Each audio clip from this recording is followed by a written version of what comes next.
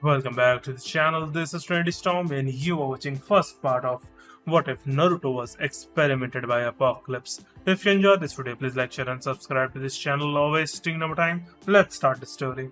In the Dungeon of Apocalypses, Professor Xavier was chained to a prison chair in the lowest levels. A figure entered the room as the door abruptly creaked and was blown off its hinges toward the hallway. "Well, Charles, you sure got yourself into a fine mess this time, my old friend." "Eric, what are you doing here?" Xavier asked, looking up. Magneto replied, "Simple, your X-Men and my Brotherhood have a common foe this time. When you were captured, we joined forces. Apocalypse just jumped back out of the time stream again for who knows how long this time. Bishop helped us get here. Now let me take that damn helmet off your head." "No, don't," said Charles, halting Eric. Eric noticed the expression on the face of his former companions. "Why?" Charles replied, "There is someone else down here in pain. Extreme pain. I don't know what Apocalypse was doing to him, but he had blown through all my mental barriers with his cries for help. We must find him first. This helmet is the only thing stopping him from destroying my mind." With a nod, Eric assisted Charles into the hover chair and placed it in front of him. "Very well, I will help you until we leave here, then our truce is over." Charles agrees and nods. He then said, "Thank you," in search of the other. They both exit the room. They discover a steel door bearing the words, "Next Evolution." After about 20 minutes pulling the door open with his magnetism, Magneto enters the room and lets out a gasp. The blonde boy, who appeared to be around 4 years old, was in a tank full of liquid. Xavier approaches the tank, places his hand on it, and swiftly pulls it away. "My God, what has he done?" he asks in a voice that is simultaneously terrified and enraged. "What is it, Charles?" Magneto asked. "This boy, he is the source of the pain. He's been altered genetically," the professor stated. Magneto scowled, his eyes narrow as he rubs the area of his arm where the concentration camp number was permanently inked. "What do you mean by altered genetically?" he asks.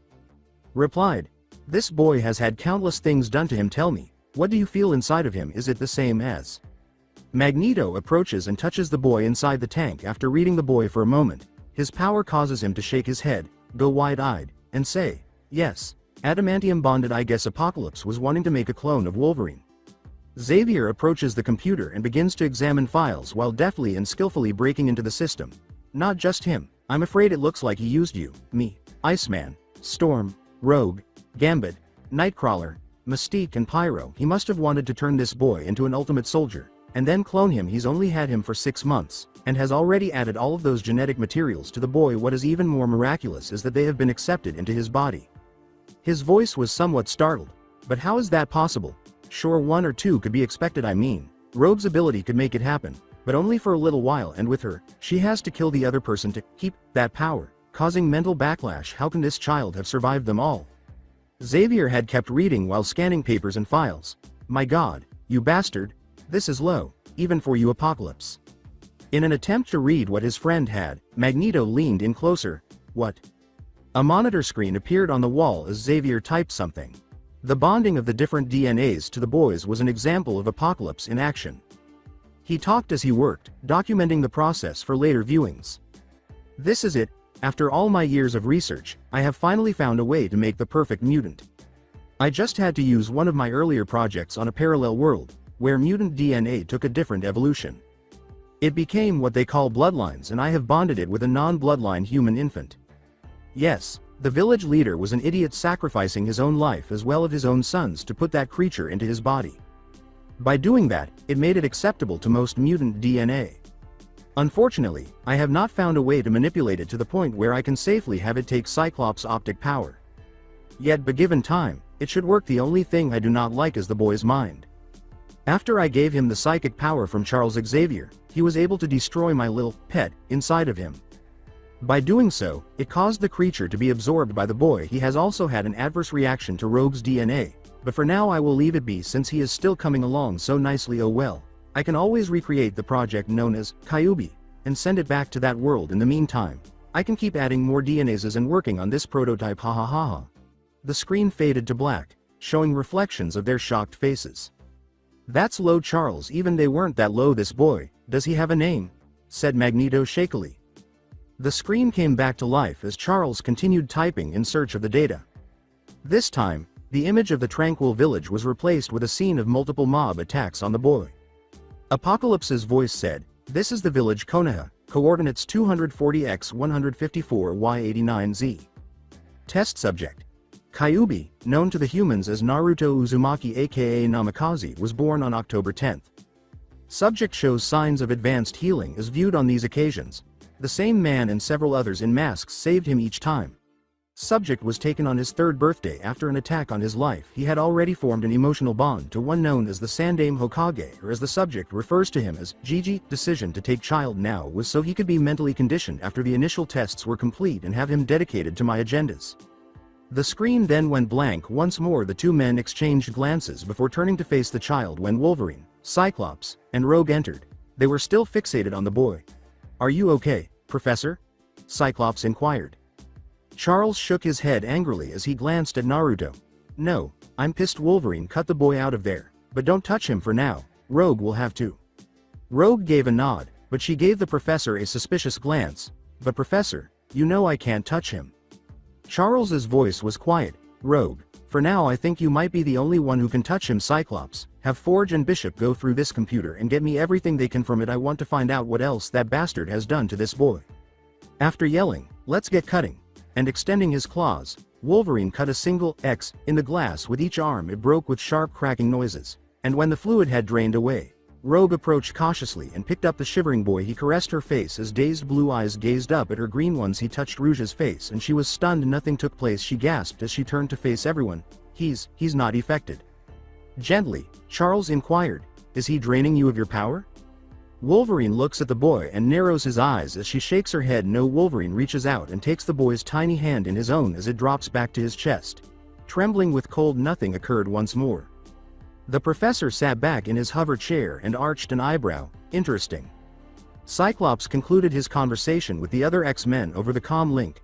"They're on their way." "Professor, who is the boy, sir?" Charles glanced at Magneto, and the two exchanged glances. Magneto then said something. "It would probably be best if he went with you. He's too unstable, and none of my brotherhood could train him or help with the mental abilities he may have. I do have one stipulation, though." Charles gives a nod of agreement and tells him to go on. "If you can help the boy and make him stable, I will train him to be able to use my powers. However, should he become unstable and a threat to us, you must kill him. Is that acceptable?" "Why would you want to train him in your powers?" inquired Charles. Magneto gave a snort. "Apocalypse is a fool. If this boy is trained right, becomes stable and sides with our side against him, then we may have a way to kill him once and for all. Also, I don't want to see another child go through what we saw earlier." Charles shuddered as he glanced back at the blank screen and saw the pictures running through his head. "Agreed, Eric." After giving Bishop and Forge a nod as they survey the room and the young boy, Eric walks away after staring at the computers with hunger. Forge approaches the professor and asks him what they should do. A voice said, "Hello Hokage-sama." 2 weeks later, in Konoha, Sandaime Hokage Sarutobi Hiruzen was sighing while working on some paperwork when the third looked up to see a bald man sitting in an odd chair with a boy whose skin was bluish-black and nearly furry. The boy saw a tail swishing behind him and grinned. He narrowed his eyes and glared at the intruders, despite the fact that the sight made him pale. "Who are you and how did you get in here?" inquired the third. The man with a bald head stated, "My name is Charles Xavier and this is one of my students, Nightcrawler. As for how we got here, that is one of Nightcrawler's special abilities, the ability to appear anywhere he has been before or can see." With a cautious nod, the third inquired. He wanted to get ready to attack if needed, but he was unable to move. "Well, why have you come here like this?" he asked. Xavier raised his hands, signifying that he was there for non-violent purposes. "Does the name Naruto Namikaze mean anything to you?" "Perhaps. Why?" the third asked, momentarily wide-eyed by this. In addition to giving Nightcrawler a nod, Xavier extended a folder he had under his arm to the Hokage. He took it warily and opened it slowly. He asked shakily, gasping when he saw the picture inside, "What have you done to him?" "That was done by someone else. We recently rescued him, but because of what had happened to him, he will need training by me and my students in his new abilities. He is also mentally unstable thanks to all the torture he felt by not only the man who did that to him but also this village." Charles replied with a bit of disdain for the phrase, "village." The stranger's lack of regard for his village infuriated the third, who frowned. "Who did this and where is he? I want to see Naruto." "That is a special watch. It allows a user to travel from one place to another in time, or in this case dimensions. Push the red button and you will enter the time stream from there. You can anywhere you want, and when you're ready to return home, you just push the green button. If you want to see him, then you must come." He carefully reclaims the folder that was held limply in the third's hand while holding out his hand. After pressing the green buttons on their wrists, Nightcrawler and Charles both disappear. Leaving the Hokage to consider his next course of action, he took the watch slowly and fingered the red button, trying to decide what to do. A few hours later, the third Hokage emerged on an odd walkway with only clouds of various colors passing by. A stunning woman with fiery red hair and a green bodysuit with a gold waistband is floating in front of him. She has the sash at her hip and a well-known symbol on her chest. It's a mythical bird that rises from its own ashes. The phoenix. She gives him a soft smile and talks in a sweet, low voice. "Welcome Hokage-sama, I am Jean Grey. The professor asked me to wait for you and lead you to where Naruto is." "What is this place?" asked the third. "This is the time stream," Jean said, pausing for a moment before speaking. "It makes it possible for people to travel through time. We also rescued Naruto from there." "Who or what did you save him from?" he inquired, approaching the stunning woman.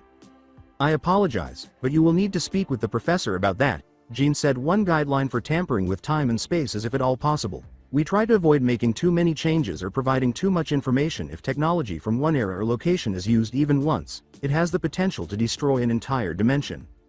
"Very well," the third said. "I can understand how that might be the case. However, I won't trust you until I see Naruto and know he's okay." When they reached the end of a walkway, Jean held up a small device, and a circular white portal appeared. She stepped through it, and the third cautiously followed. Jean grinned and said, "Understandable." When the third emerged into the bright sunshine, he blinked and looked around, finding himself outside a strange building with an unfamiliar design and a sign in a language he couldn't understand. "What does that say?" he asked, pointing to the sign. Jean said, "Pardon me. Do you see the watch you were given by the professor? It enables you to comprehend English. The language used in this part of the globe, I think it's Japanese. In your world you can now read any sign by simply pointing it at it and pressing the white button on the watch, which will translate it into Japanese." After examining the device, the third person pressed the white button. A tiny beam then scanned the sign and he silently read, "Xavier's School for the Gifted." As she led the Sandaime into the building, Jean nodded and remarked, "Now come, I need to get back to checking up on Naruto." A few minutes later, after riding an elevator that caused the third to mutter about jutsu and hold his stomach, they emerged into a room with the words, Lab, written on it. Jean placed her hand on the door, and it opened softly, revealing to the third the little boy he had come to see. Naruto on a metal table, his normally sun-kissed skin as pale as the sheet covering him. The third ran to Naruto, but a man wearing an odd yellow suit and a skin-tight mask covering his eyes moved in front of him. The third stopped short and glared at the man. "Sorry about that, but we have to warn you about some of the things that have been done to him," Xavier said, hovering in front of Wolverine and saying, "Wolverine, enough?" Wolverine took a step back, but snarled softly at the elderly Hokage, "Give us a few minutes, please, because some of those things could kill you. When we recently rescued Naruto here, we got several data recordings of information showing what was done to him," Xavier said after the third gave a slow nod. "I can answer any questions you may have if you want to watch them with me. If I am able after that, we'll attempt to wake him up so you can speak with him." With a heavy sigh, the Sandaime acknowledged that he had no other option if he wanted to find out what had happened to the boy and replied, "Very well."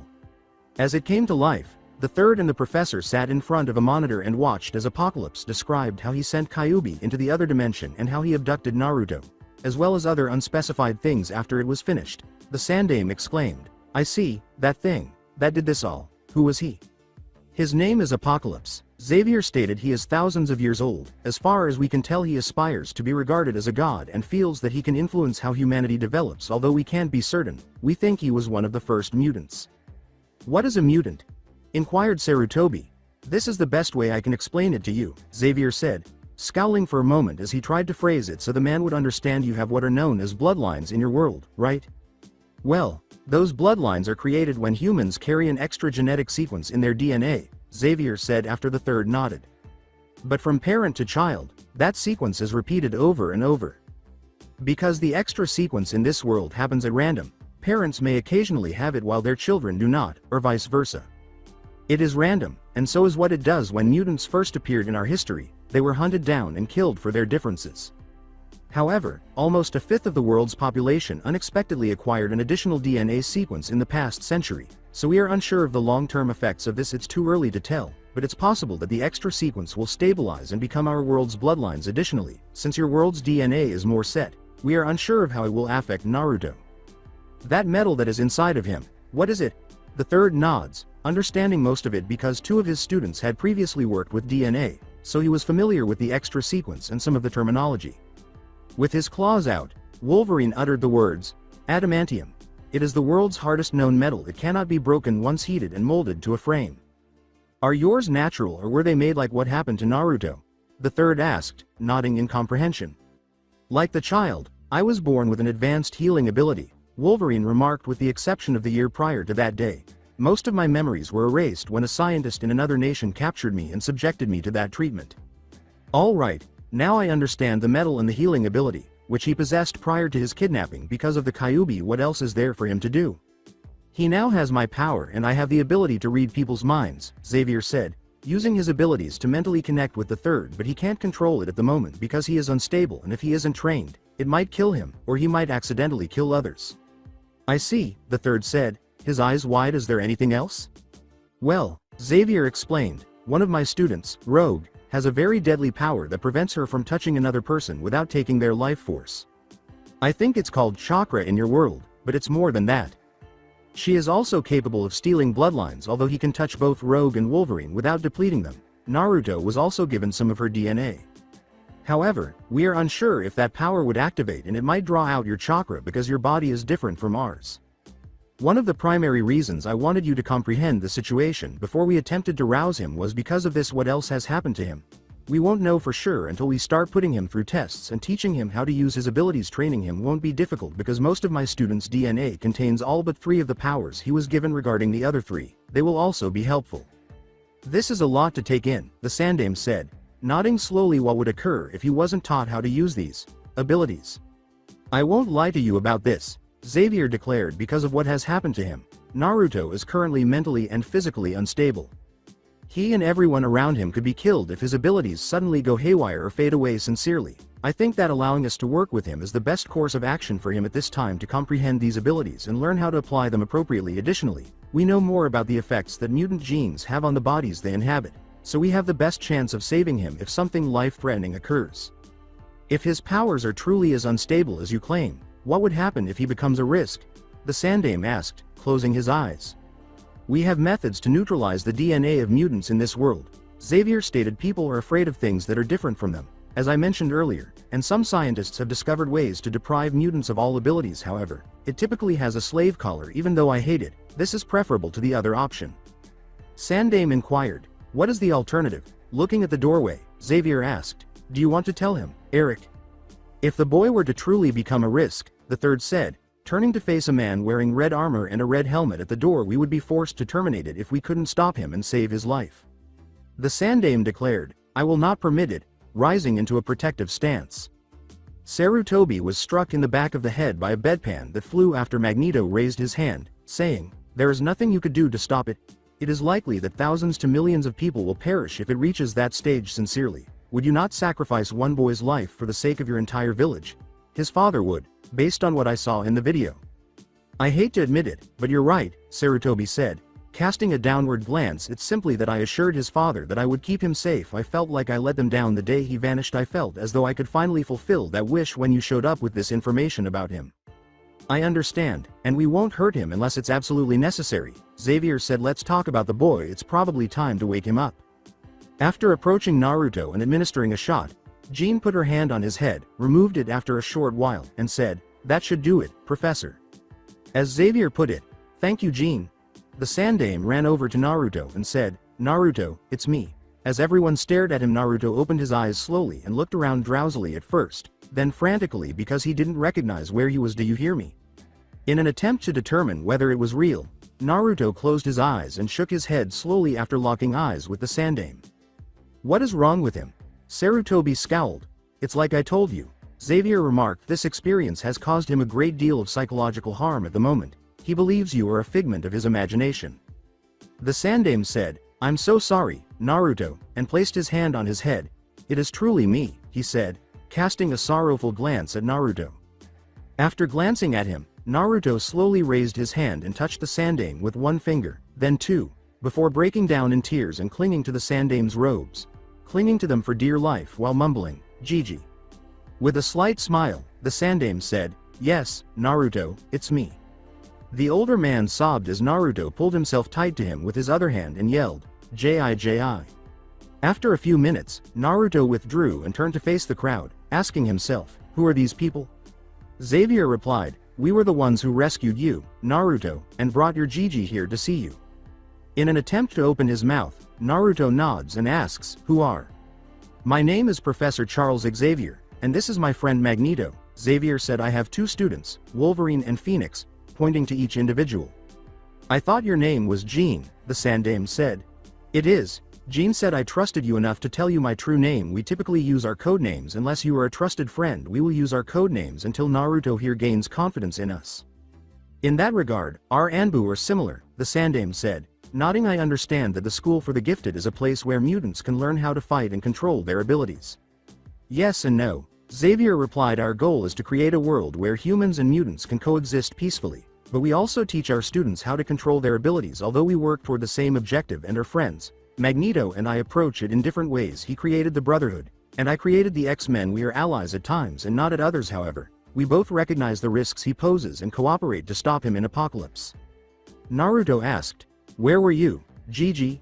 As the Sandame nodded, you were kidnapped, and I had no idea where you were taken, the Sandame said. Despite wanting to cry at that moment, you were saved by these folks here. After glancing at everyone, Naruto muttered, thank you. Wolverine approached Naruto, glared at him, and swiftly extended his claws as if to cut him. Naruto blocked the blow with his hand, and a blade exploded from it. He screamed while holding his hand, and Wolverine remarked, look at me, kid. Naruto was focusing on the sore spot on his hand where the blade was protruding when Wolverine spoke once more, firmly, kid, look at me now. Wolverine spoke a little softer, don't look at your hand, as Naruto winced and turned to face him. Relax and ignore the pain. The blade should return to your skin when your hand relaxes and you twist your wrist in the direction of your thumb.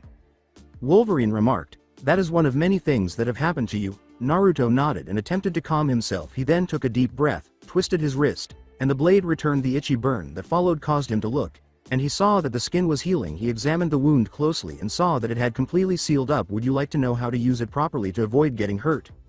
He had not wanted to believe it, but now he saw the truth. Naruto would have to learn to control these powers because, quite simply, no one in Konoha could teach him. Naruto looked at the Sandame, who was staring at him with sad eyes. Gigi? Inquired Naruto. Naruto, I have to agree with Xavier, even though I don't like it. The Sandame said the only people who can assist you at this time are those present. You run the risk of seriously hurting yourself or other people if you return to Konoha. Would you like that? How long will it take to train him? The third asked Xavier as Naruto looked down. It really depends, Xavier said. Given what has happened to him, I would normally say about 7 years, but I would have to say 10 or 11. With a nod, Sarutobi remarked, will Naruto be able to return to his native world after training? Yes, Xavier replied. Naruto's father said the Sandame he desired for him to become a ninja. Additionally, I hope he becomes one in our village. Ninja typically graduate at the age of 14, but it won't really matter if they go another year. Not if it will benefit him. However, I want Naruto to return to his home at the age of 15 to serve as a ninja. Do you concur? But, thought Naruto. Very well, Xavier said. However, we'll also need to figure out how to teach him your ninja skills. Therefore, we would appreciate any information you could provide. I can have everything he will need to know, the Sandame said. Nodding, from the world's history to the shaping of chakras and other things. Please have someone come in and say that since we don't enroll our kids in the academy until they are 7 years old. 3 years? Yes, 3 years to get the information he will need. I can have it all ready, Xavier says, nodding at this point. With a smile, Xavier responds, that's acceptable. According to the Sandame, then we are in agreement.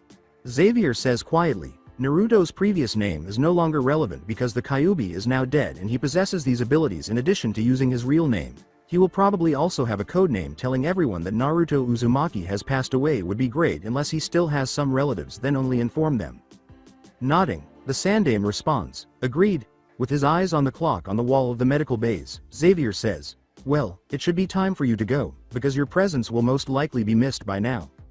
With a sigh, the Sandame turned to face Naruto and said, Naruto, I want you to trust these people and listen to them. I wish I could visit you someday, but I want you to be a strong adult, and please know that you have my love and admiration. The third sighed deeply as he let go of the boy and was escorted away by Jean, while Naruto grinned slightly and gave the Sandame a hug. After he left, Naruto experienced a wave of despair that made him close his eyes and scream in his mind, a cry that was heard by everyone on the planet and even in the time stream. Ji. It has been almost 11 years since that day, and Naruto has grown up with the X-Men and now goes by the codename Echo because he frequently mimics other people's speech, thoughts, fighting style, appearance, and even habits.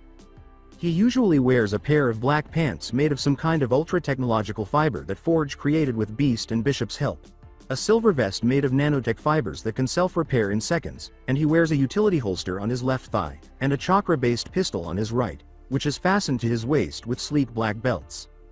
He wears a pair of blue mirrored, wraparound sunglasses that cover his eyes and make it impossible to see his eyes, even though the pistol wouldn't kill someone unless you hit their heart or head. Following Forge, Bishop, and Beast's reading of the scrolls on chakra to aid Naruto's learning, they set out to create new weapons for him to use, and since he possessed the highest level of chakra of any X-Men, he naturally had first dibs on most of them, with Cyclops and Gambit coming in second and third, respectively. In addition to the pistol, Naruto also possessed a staff based on chakra, which resembled a foot-long metal cylinder with apertures on either end. Imagine a double-bladed lightsaber using chakra rather than energy crystals. He also wore a black glove on his left hand, with a silver seal design on the back of the hand. "It's funny," Naruto said quietly to himself as he stood atop the mansion on the school grounds and gazed out over the field. "When Gigi left me here all those years ago, all I wanted was to return and see him. I believed he had left me. However, I understand that if he hadn't, I wouldn't be the person I am now. The way things are in life are rarely as we expect them to be." A fresh voice cried, "You should not worry, even though you know you must go back no matter what. Everyone here is aware that you'll be an X-Man forever."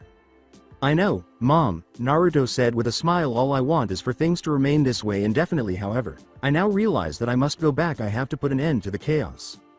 From behind him, a pair of arms wrapped themselves around him and said, "Remember, we await the arrival of your signal." "I know," Naruto said, nodding. "It's funny because I almost want to thank him. I never would have met any of you if he hadn't done what he did." "True," the woman said with a smile. "Then we wouldn't have the opportunity we do now." After a lightning strike on a tree at the edge of the grounds caused two men to leap out of the tree and run away, Naruto's eyes briefly glossed over and lightning danced in the bright blue orbs before his eyes returned to normal. "Damn reporters," Naruto said. "Why won't they go away from me?" "It's your own fault," she said with a light laugh. "You simply needed to go save that girl." "You're right, but how was I supposed to know she was the president's daughter?" Naruto laughed. "Or that she would have turned you into a global hero the very next day?" A second voice said. "That's quite a feat for someone like us. Naruto, Charles and I have been working on this for almost 40 years, and you have done it successfully." Naruto grinned as he turned to face Eric, saying, "Hello, I see you're still doing well. Besides Charles, you're the only one who can call me that and live," Magneto said with a regretful smile. "Rogue, how are you?" As she held Naruto, Rogue grinned and said, "I'm just hugging my son, while I still can." Magneto gave a nod. "Well, are you prepared?" "Yeah," Naruto scowled. "For us, this is a once-in-a-lifetime opportunity." According to Cable, who appeared in the future, Apocalypse would be put on hold for the next 10 years.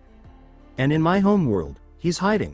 I have that much time to find him and then provide the coordinates so the X-Men and Brotherhood can arrive and assist in finally defeating him. What if we don't get this shot? Who knows how long, if at all, we'll get another. Fortunately, here, in this world, where human and mutant kind live together, we can concentrate on him." "You are a very special person, Naruto," Magneto said, glancing up at the sky. "You possess a natural ability that renders all of ours seem like clumsy ploys. Simply being yourself has the power to improve people's lives." With a grin and a joke, Naruto said, "I know, I'm just awesome that way." Rogue laughed and gave him a swift slap across the head in response to his joke. "Sorry, Mom." Rogue grinned and lightly brushed her hand through his hair, saying, "So are you prepared to leave?" "No, but I have to," Naruto said, nodding and bending into her touch. "The only person who can quickly learn the terrain and locate him in time is me. He might have automated systems that make it more difficult for us to find him if we send a larger force or awaken him to transport him to a different time or world." Rogue gave him a final, tight hug and said, "Go, the others are waiting." "He will be all right," Magneto told Rouge from high above as Naruto kissed her on the cheek and flew off the building, landing softly on the ground below. "He is an Omega-level mutant, after all." Rogue scowled. "Go prior to me trying my fist strength on your face." As he flew into the air and left the mansion, Magneto called, "Farewell, Naruto." He nodded his head ruefully, recalling previous hits from her. Rogue sat down and began to sob quietly to herself as she watched the sun rise in the east and heard someone with a Cajun accent say, "Relax, Cher, he gonna be fine." "Oh Gambit, I'm going to miss him," she said. turning to embrace him. I don't want to lose him after everything we've been through together. It's going to be all right, Cher, Gambit said, giving her a tighter hug in return. He is a decent young man. I know, Rogue said, leaning up to give him a passionate kiss on the mouth. After all, I reared him, she boasted. Gambit grinned and laughed, saying, oh, yeah, you're a good mother, too. We can start over as a family once this is all over. I hope so, Cajun, Rogue said with a smile and a sigh. I sincerely hope so. You gave her the greatest gift possible, kid, Gambit said, grinning as she remembered the blonde boy who had just left. You allowed her to touch again if she so chooses. I wish you luck. Despite the somber situation, he managed to hold on to Rogue as the sun rose higher in the sky, indicating that the day would be lovely. As Naruto arrived at the training floor, he saw all of the students and X-Men, as well as a few members of the Brotherhood, waiting for him in a long line. He smiled as he passed each of them, and they all gave him pats on the back or words of gratitude or good fortune. Naruto, 11 years ago, when we were at our weakest point, he said, noticing Professor Xavier seated in his hover chair at the end. A glimmer of hope emerged in the most peculiar manner. That beacon was you. You entered our world with a warrior's spirit and a pure heart, and you made it possible for us to all live in harmony at last. I would like to say this thank you. With a shy smile, Naruto said, will you look after everyone for me? Xavier said, Echo, of course, or perhaps Naruto Namikaze. To me, each of you are not my friends.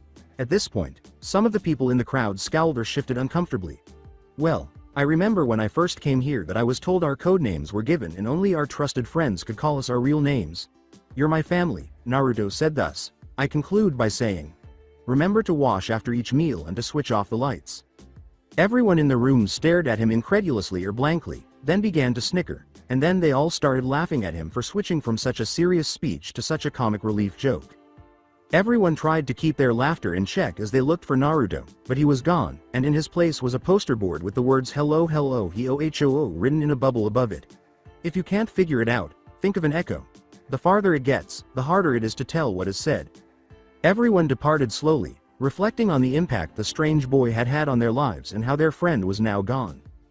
Xavier remembered a particular day 2 years prior. Flashback: the newly elected president of the United States' daughter, Susie K. Bomba, was at a summer camp for girls when a group of terrorists took over the camp and held her and the other girls hostage using a new, deadly virus called Silk that was genetically created and killed within an hour with no known cure. Susie turned to face the man who had imprisoned her, and he said, your father is going to give us the full operation manifests of the Sentinel programs now. Little girl, along with all of the data that has been archived and the blueprints, or you and the others here will be killed. My father will never bow to the likes of you, Susie mocked the terrorist. Susie gasped and coughed up blood after the man stepped back and punched her in the stomach, grinning. Yes, he will, or he and everyone else in the world will watch as you slowly die. As your skin erupts with blood, from the inside out, it is being eaten away. You have heard my threats and demands, Mr. President, he said, addressing the camera as though he were speaking directly to the president. In 2 hours, give us what we want, or you will be forced to watch your daughter die on national TV. You have tried my patience, Mr. President, the man said, almost sadly and mockingly, as he walked in front of the camera once more. 2 hours later, had you simply granted me the Sentinel program as I requested, you might have been able to save her. He swiftly produced a needle, stabbed Susie in the arm, and yelled, now die, bitch. This girl will die now. He started to move away from the fallen girl with the same composure that he displayed while walking in front of the camera. A boy with blonde hair suddenly popped up on the edge of the screen, dressed differently than one would expect from a summer camper. Hey, jackass. Why on earth do you want to use the Sentinel program? Astonished, the man turned to face the boy and exclaimed, who the hell are you? Where had this boy come from? Wasn't this a girls' summer camp? What do you want the Sentinel program for? I asked you. My name is Echo, the boy said. Easy boy. I'm going to use it to destroy all the mutants on the planet. The terrorist scowled. Then, since only mutants can resist me, I intend to conquer the entire planet. Then I guess you're too stupid to realize that your plan won't work, Echo said, tilting his head curiously, his glasses reflecting a distorted image of himself back at the terrorist. Since you'll pass away here today. Oh really, the man said, laughing, and who's going to stop me? You? He drew a gun and shot the boy while asking the question. The bullet stopped in mid-air when Echo raised his hand, saying, your gun is useless against me. The man's eyes narrowed. You're a mutant, damn it. Jackass, I'm a human, Echo said. I am still human whether I am a mutant or not. Well, you can stop bullets, the man sneered. Let's see how you manage this, though, With haste, he produced a needle and lunged towards Echo, piercing his chest while grinning at the youngster. "Is that the same thing you gave the girl just a moment ago?" Echo asked, stroking the needle that was still lodged in his chest. "Yeah, you damn mutant, you will die shortly," the man said with an evil laugh. Echo looked up and down the syringe as he reached up and extracted the needle. The man froze at the words. "Well, thanks to you, we now have an antidote to the poison." "What?" he stated bluntly. "You see," said Echo, "I wasn't born a mutant. A sick, deranged, and insane person chose to experiment on a child. Advanced healing is one of the many abilities he bestowed upon me from various mutants. My body will produce an antibody against any virus if I only come into contact with it once. All I need to do now is give this girl some of my antibodies, and she will be all right after I take care of you. But since you're a fool, I don't care, so you can do whatever you want to me. However, if you disparage the defenseless similar to what you did to this girl, then I'm forced to watch you pay. I'm not your jury or judge, but I was going to kill you, thus I'll let the legal system handle you. You're under citizen's arrest until then." Echo placed a hand on the man and covered him with ice, which caused him to become motionless. After swiftly removing Susie's restraints, Echo approached her and said, "Well, let's deal with that virus, shall we?" He then reached into a pouch and pulled out a scroll. Unrolling it, he looked it up and down for several moments. "Ah, here we go." He sent a small chakra burst to the scroll and muttered, "Thank you, Hank McCoy, for teaching me chemistry and how to make medicines."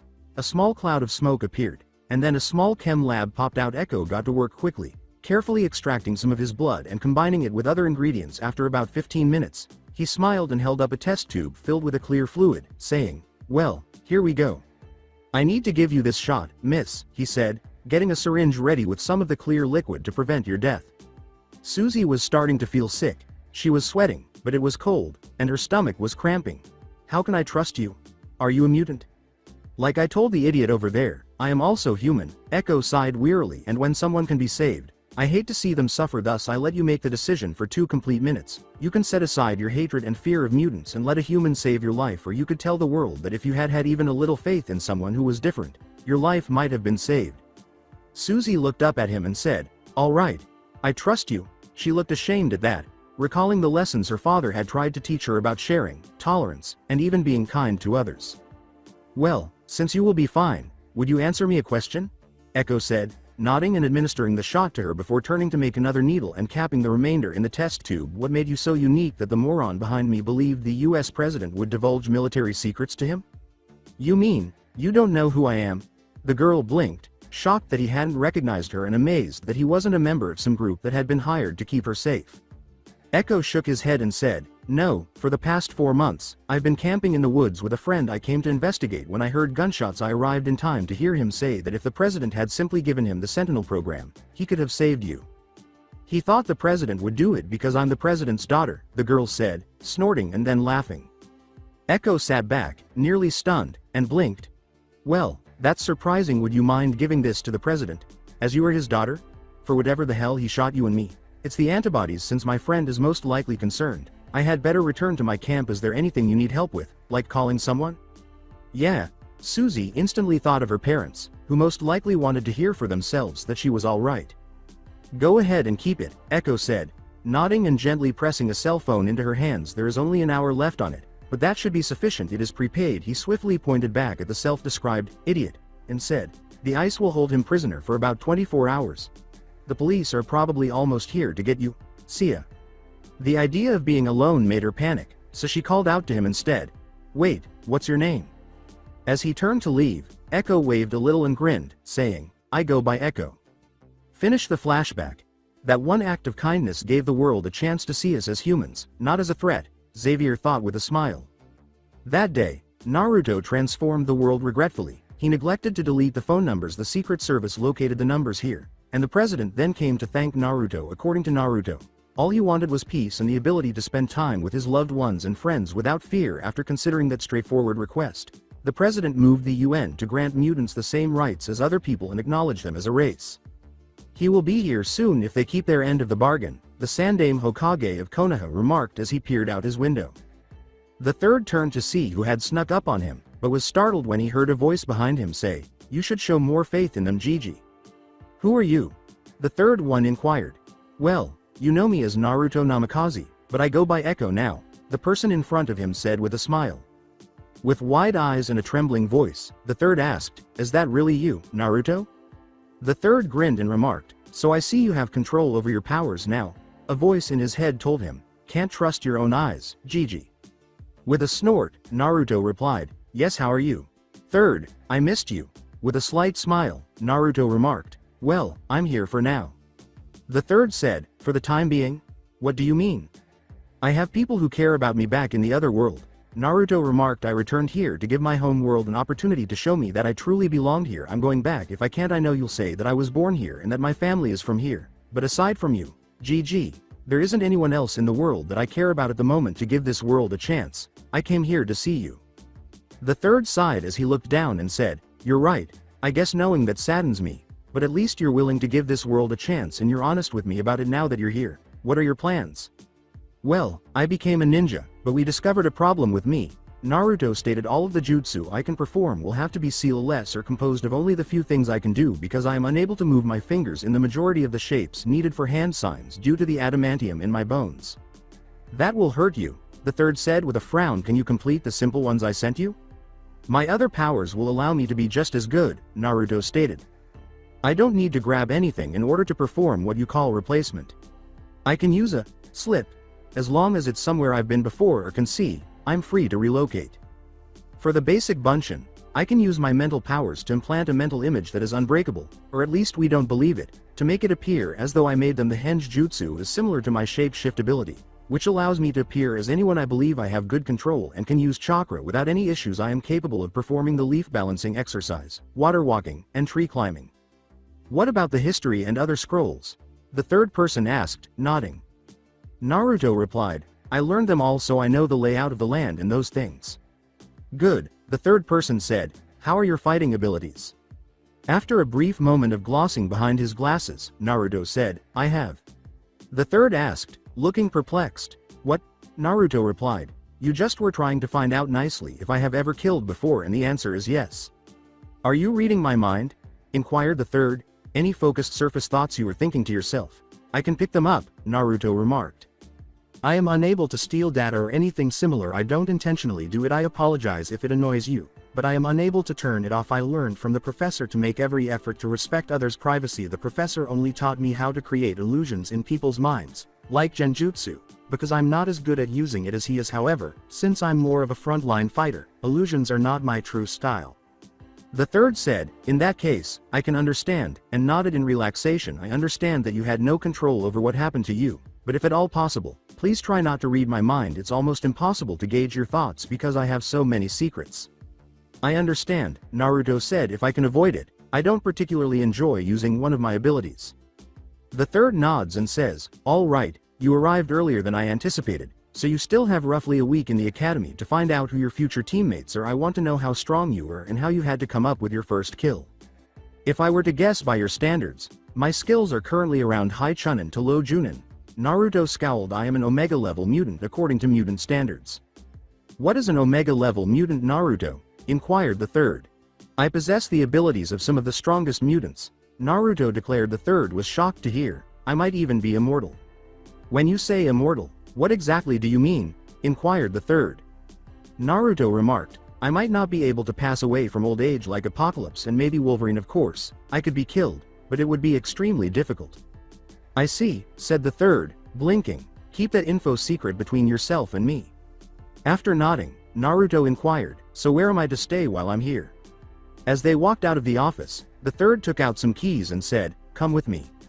The third said, "Xavier had a few of the X-Men come here over the last few months secretly, and they have built this place for you. After stopping in front of a 2-story house 10 minutes later, the keys are here later. You can investigate it. You must be taken to the academy." So this was the surprise they were talking about, Naruto muses. Nodding. "It appears to be a miniature mansion. I wonder whether it has some of the features found in the actual mansion. A danger room, I hope." A man with a scar across his nose gasped and said, "Hokage-sama, to what do we owe the honor of your visit?"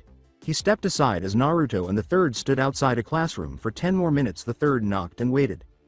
The third entered the classroom, grinned, and Naruto moved to stand next to him, glancing at the teacher before him. "I apologize for interrupting your class, Iruka, but I have a new student for you," the third said recently. he returned from a trip overseas. This is Iruka. With his hand extended, Naruto uttered the words, the name's Echo. Iruka grinned and said, Echo, it's good to meet you. That's a unique name. That is a code name he has traveled under, but his real name is classified for certain reasons, the third said with a smile. Now, Echo, this is Iruka, who will be your main instructor. This man is Mizuki, his assistant. The third heard, Gigi, who is Orochimaru, as Naruto turned to face him. A Konoha S-class criminal who was once my student. The third person's eyes widened momentarily. Why? As he withdrew his hand from Mizuki, Naruto reflected, Mizuki just thought how much he can't wait to get out of this village and go to Orochimaru with something called the Forbidden Scroll. That's not good. I need to get some proof to arrest him without letting, the third said, narrowing his eyes. Oh, Naruto said, Mizuki, I've heard of you previously. With a blink, Mizuki said, I hope it was all good. Well, that depends, Naruto said. Orochimaru spoke highly of you, after all. How in hell does he know Orochimaru? Mizuki asked. Blinking. The third is now staring at me. It would be better to hide it because he never trusted me after I killed my teammate, and he asked in a perplexed tone, what are you talking about? Naruto stated, Orochimaru told me how proud he was when you killed your teammate. Mizuki, you have better start explaining, the third person said, his eyes widening. Sweating, Mizuki thought, damn you kid, I have to leave here and make it to the Sound Village, but Orochimaru wanted the Forbidden Scroll. Naruto replied, yeah, Orochimaru was talking about how you were supposed to deliver some scroll to him in the Sound Village after you stole it. What scroll was it again? Mizuki responded, I don't know what you're talking about. I never agreed to steal the Forbidden Scroll. Smirking, Naruto remarked, I never said it was the Forbidden Scroll. Mizuki pulled out a kunai and proceeded to stab Naruto, his eyes widening as he realized he had been caught. You are a lying traitor. I will kill you. The blade in Mizuki's hands stopped when Naruto raised his hand, and he grabbed Mikuki with his bare hand. Mizuki was completely covered in ice except for his head, and he remarked, you know, I'm sure the Hokage here has some questions he would like answered by you. The third replied, indeed I do. I must thank you for revealing this traitor for me. I had him under watch ever since his teammate was killed on a mission. Now I know it was murder, and I will have Ibiki find out as much as he can about Orochimaru. Sasuke said, wait, if Mizuki-sensei is a traitor, wouldn't this Echo guy also for talking with a criminal like Orochimaru? As Iruka and the class were in disbelief. I will mark that down as a successful rank mission. Echo, now I must be going. Anbu, take Mizuki away to Ibiki. The third laughed and said, that's just it. Echo has never met Orochimaru since he's been away for so long. He just used the information he was able to get and bluff Mizuki into admitting the truth. 4 men wearing masks then approached Mizuki.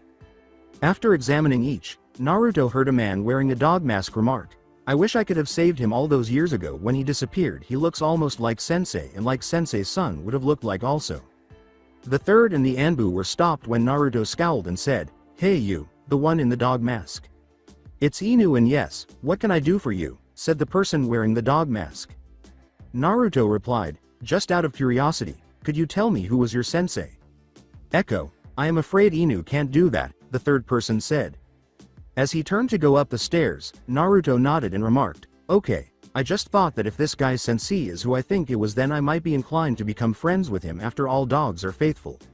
It's your choice, Inu. The only reason I'm even offering the option is because Echo is a fairly good judge of character, and if he thought he could trust you enough to be friends with you, then he sees something special in you, the third said, scowling briefly as he glanced at Inu and then at Echo.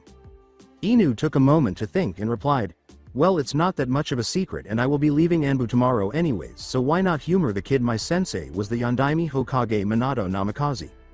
Echo nods and says, so I was right. By the way, that boy that disappeared that day all those years ago was me? Inu looks at the third and asks, is it true? Is he who I think he is? As he widens his eyes behind his mask. The third replied, yes, but don't use his real name or tell anyone because of where he has been and what he has been trained in. I will explain it to you in private later. Inu. After giving Naruto a quick glance and nodding, Inu said, I look forward to talking to you sometime, Echo-san. When Naruto noticed that the Anbu was unable to move Mizuki in the ice, he grinned and scowled. Hey Anbu, step back from him a moment. I will free him from the ice, Naruto said. As they took a step back, the 3 Anbu nodded and glanced at Echo.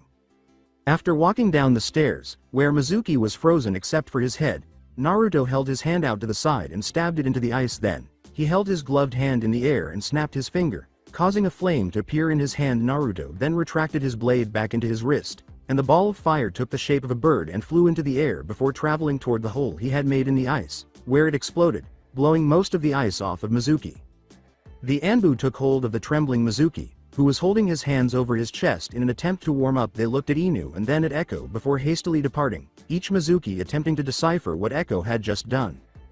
Looking around the classroom at the shocked faces of the students, the third grinned and said, "Try to restrain yourself a little bit, Echo. I mean, we don't want to scare anyone to death."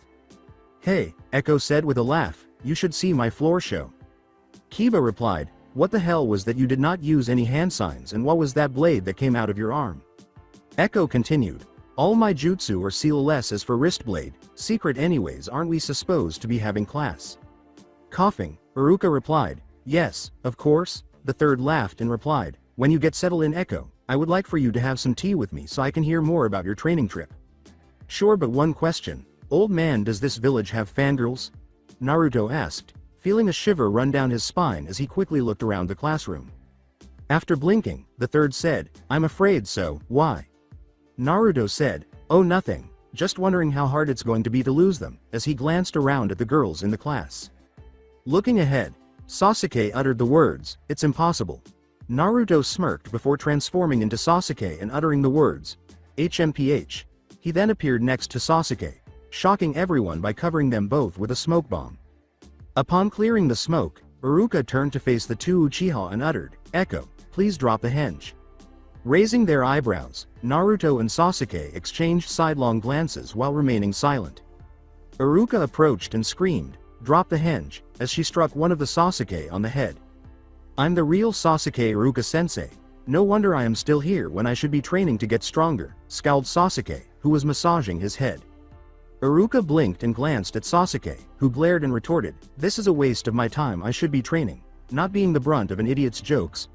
Iruka then struck the other on the head. Iruka, like everyone else in the class, started to perspire as he left the room. The third grinned and reflected, "So that's why he's called Echo. Even I can't tell which is the real one." Sighing, Iruka remarked, "Very well, all right class. Today we are reviewing what will be on the final test." Since all of the fangirls who had already begun to fall for Naruto were now fixated on Sasuke, believing him to be Naruto, Sasuke became the talk of the class as the second half of the day progressed. Even the most devoted fangirl couldn't tell one from the other. Both of them left the room at the end of the day, and before the fangirls could see him, Naruto appeared outside his new house wearing slip, which is what nightcrawlers do. After unlocking the door, Naruto entered, and as he was about to fight, a human-sized sentinel loomed in front of him. Brandishing a blaster, Naruto exclaimed, "You got a problem, bub." As it left the room, the sentinel eyes flashed and said, "Mutant DNA for subject Echo confirmed. Security mode is in standby." As he walked around and discovered a secret elevator in the same location as the one in the mansion, Naruto thought, "Okay, Bishop, that has to be your doing." He got in and felt himself descend, and the door opened. He then said, "So, they actually set it up exactly like the command floor in the mansion. Makes things easier for me."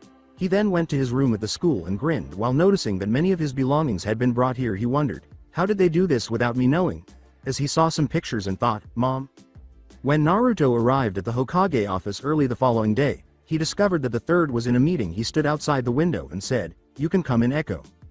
When Naruto entered, the third person said, "Echo, this is Hitaki Kakashi. You met him yesterday. He was wearing the Inu mask." Nodding, Naruto said, "Hello, Kakashi-san." With a nod, Kakashi spoke, "Hello, Naruto." Naruto looked up and said, "I hope you don't mind me asking. You don't call me that for now around others. I want to forget all about what happened before I was taken away." "That's fine. So, what happened to you?" Kakashi asked. "What didn't happen would be better," Naruto said, sitting in the lotus position, holding up his hand as a blade about a foot long emerged from his skin. "Long story short, I was kidnapped, experimented on, and had several different people's DNA forced onto me during that time. The Kyuubi that was inside of me was killed and my body adapted." "I see," Kakashi said, glancing at Naruto's hand. "I'm sorry I could not have helped you." Just then, the silver belt buckle with the X on top began to flash and beep, and Naruto scowled before hitting it and saying, "Echo here." Naruto waved his hand and said, "Don't worry about it. It was actually for the best. I think had it not happened, then I would not have met the people I consider family and would not have been who I am today. I most likely would have been some stupid idiot who could not shut up." Someone said, "Hello, Naruto." I was wondering how you like your new home. Naruto replied, Bishop, when I see you again I am so going to kick your ass. Do you have any idea what I started to do when I saw a fucking sentinel in my home? Bishop concluded, probably blow a new hole in the world like you did on Ghost Island. So what the hell do you want? You never make social calls, scowled Naruto. Bishop stated, the professor wanted me to have you ask your Gigi when the Chunin exams would be. Several of the X-Men want to come and see what you have learned while there as well as see the other reasons. When Naruto turned to face the third, the latter replied, around 200 days from now.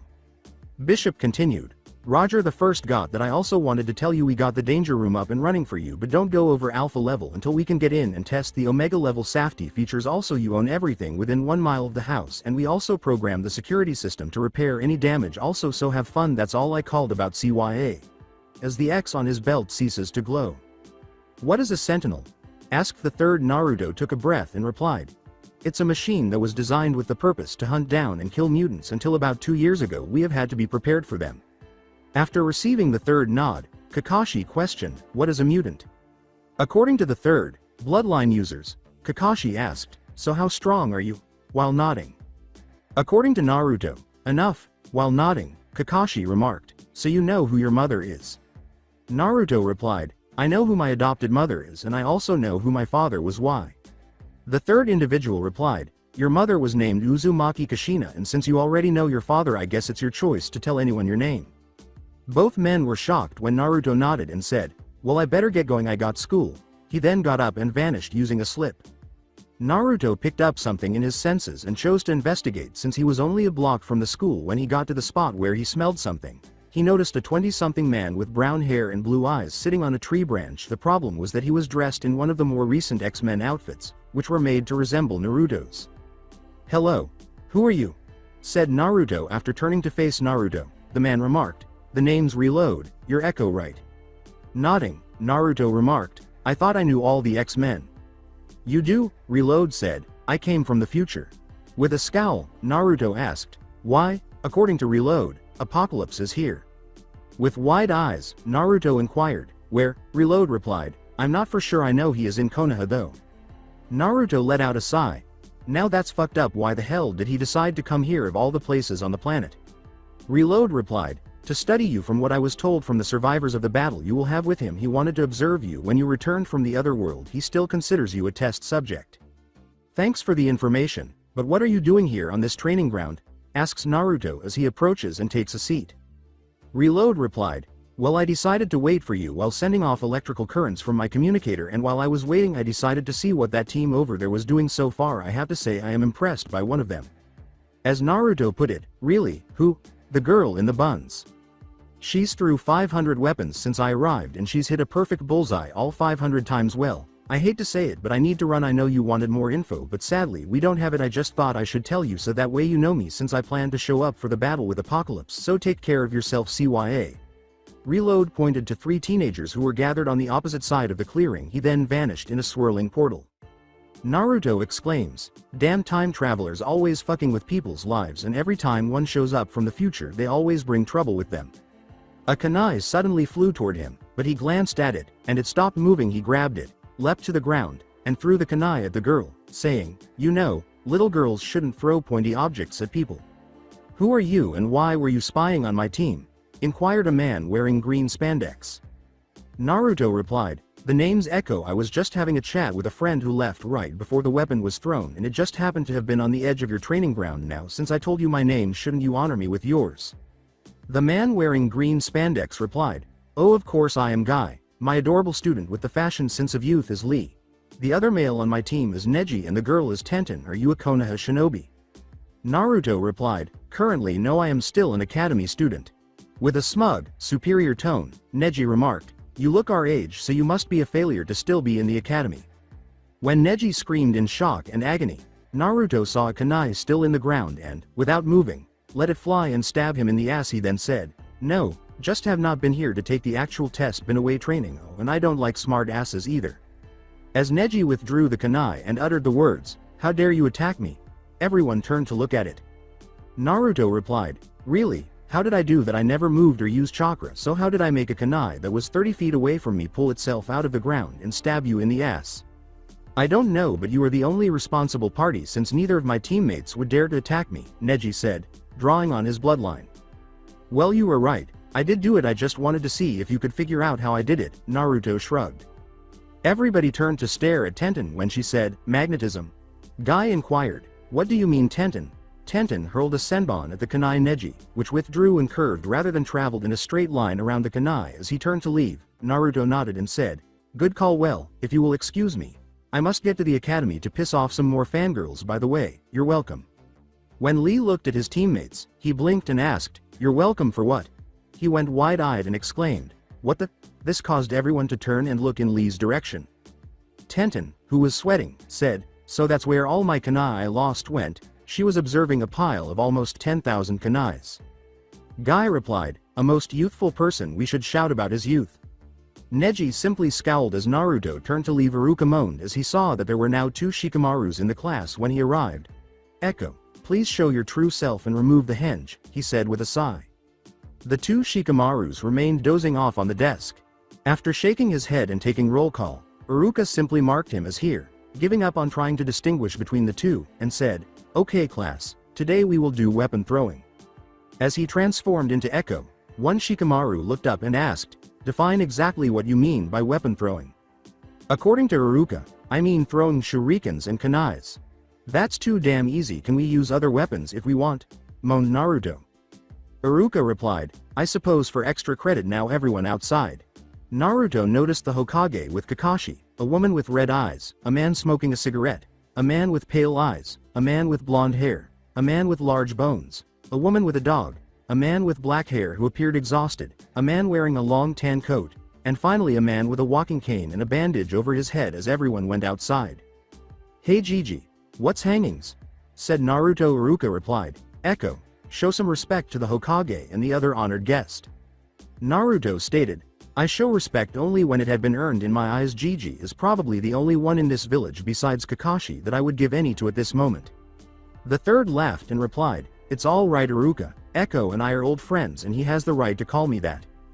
It's good to see you again Echo. I brought Asuma, Kurenai, and Kakashi here to watch your class do your weapon test today, and they will watch the other test every day this week until the finals to help judge their future teams. The others who are taking teams this year are all out on missions today but may be here over the next few days. As for the other people here, allow me to introduce from left to right Hiyashi, Shuza, Sume and her companion Kuromaru, Inoichi, Shibi, Shikaku and lastly Danzo. Everyone stared at Naruto in disbelief as he said, well I would say you mostly the parents of the kids in my class, except for the asshole on the end. The third said, Echo, I may let you slide but I must ask that you, before Danzo could respond. Naruto took his glasses off and looked into the eyes of Danzo. Nothing you will say or do to me Hokage-sama will ever make me change my view of that man right there. I have seen his work firsthand before I was taken away from this village. Besides you, his is the only face I can recall from that time because of how much hate I have for him. I won't attack him as long as he leaves me be, but I will never show an ounce of pity or respect for him, and if he even tries to send his little soldiers that are on the roof of the building behind me and to the right of us with weapons drawn ready to attack, should Danzo order it, I will make what Itachi did to the Uchiha look like a slap on the wrist, but they should look above their heads at this moment because I have enough weapons pointed at their vital organs to kill them in an instant. As lightning started to strike develop in his eyes. Hokage-sama, there are about 20 root anbu on the roofs that Echo mentioned, and there are also well over 40 weapons above each one of their heads also. Hiyashi gasped and opened his eyes, then turned to face Naruto. I don't know how he's doing it either sir, but the storm clouds forming above us are also being controlled by him. You want to test me, boy, Danzo said. You tested me already Danzo the day you handed me over to Apocalypse. Nothing in this world would make me happier than to end your life at this moment, but since I am still a civilian, should you or your men attack me, the law will be on my side to slaughter you and your toy soldiers. His voice was icy. The third person said, enough Danzo, you are to order your men to stand down. Echo, stop this, I will not have a bloodbath in my village. Naruto replied, I will stop the moment the men on the roofs are gone. Until then I am defending myself. I just want to know one thing before you run away to piss yourself Danzo. How did you know who I was besides the Hokage and Kakashi? Nobody in this village even knows what my real name is, and you took one glance at me and knew right away not only who I was but also what the name of the people I call family go by. With narrowed eyes, Danzo uttered, you can read minds. Naruto replied, Perhaps or am I bluffing? You will have to make your own guess, but you have already proved to the Hokage with your question what I said about you handing me over to Apocalypse was true. The third individual stated, Danzo, you are hereby under arrest for restarting Root after I ordered you to disband them and for kidnapping. Danzo replied, you don't have the authority to arrest me, I am backed by the council. The third individual replied, we will see Kakashi, Asuma, please take him to Ibiki for questioning. You can't arrest me when you're dead. Danzo sneered and threw his cane on the ground, causing it to explode and emit blue and yellow smoke. Around 200 Root members suddenly materialized in a circle, and Danzo exclaimed, kill them all, today is the day I take this, gasp, cough. As the color left his face, Naruto's wrist blade protruded from his chest, where his heart was, and he said, that's one, stand down or die. The fact that Naruto had just killed Danzo and the events that were unfolding left everyone stunned. When one of the Root members began to perform hand signals, he inhaled deeply and blasted a stream of fire at Naruto. When Naruto raised his hand, the fire transformed into a dragon, which spun around in midair and devoured the man who was still breathing fire. Naruto exclaimed, that's two, anyone else? As the man's body hit the ground. At this point, the clan heads had moved to protect their children as Kurenai, Asuma, and Kakashi started preparing to defend themselves and the academy students. One person stepped forward, pulled out several kunais, and threw them at the group. Naruto looked at the weapons, which stopped in their tracks before flying back and embedding in the man's head and heart. Naruto said, lucky number 3, I can take all of you anytime I want. Stand down and surrender to the Hokage or I will keep killing you. After being shocked by the way things had been going, the third said, that's enough, Echo is Hokage, I order you all to surrender.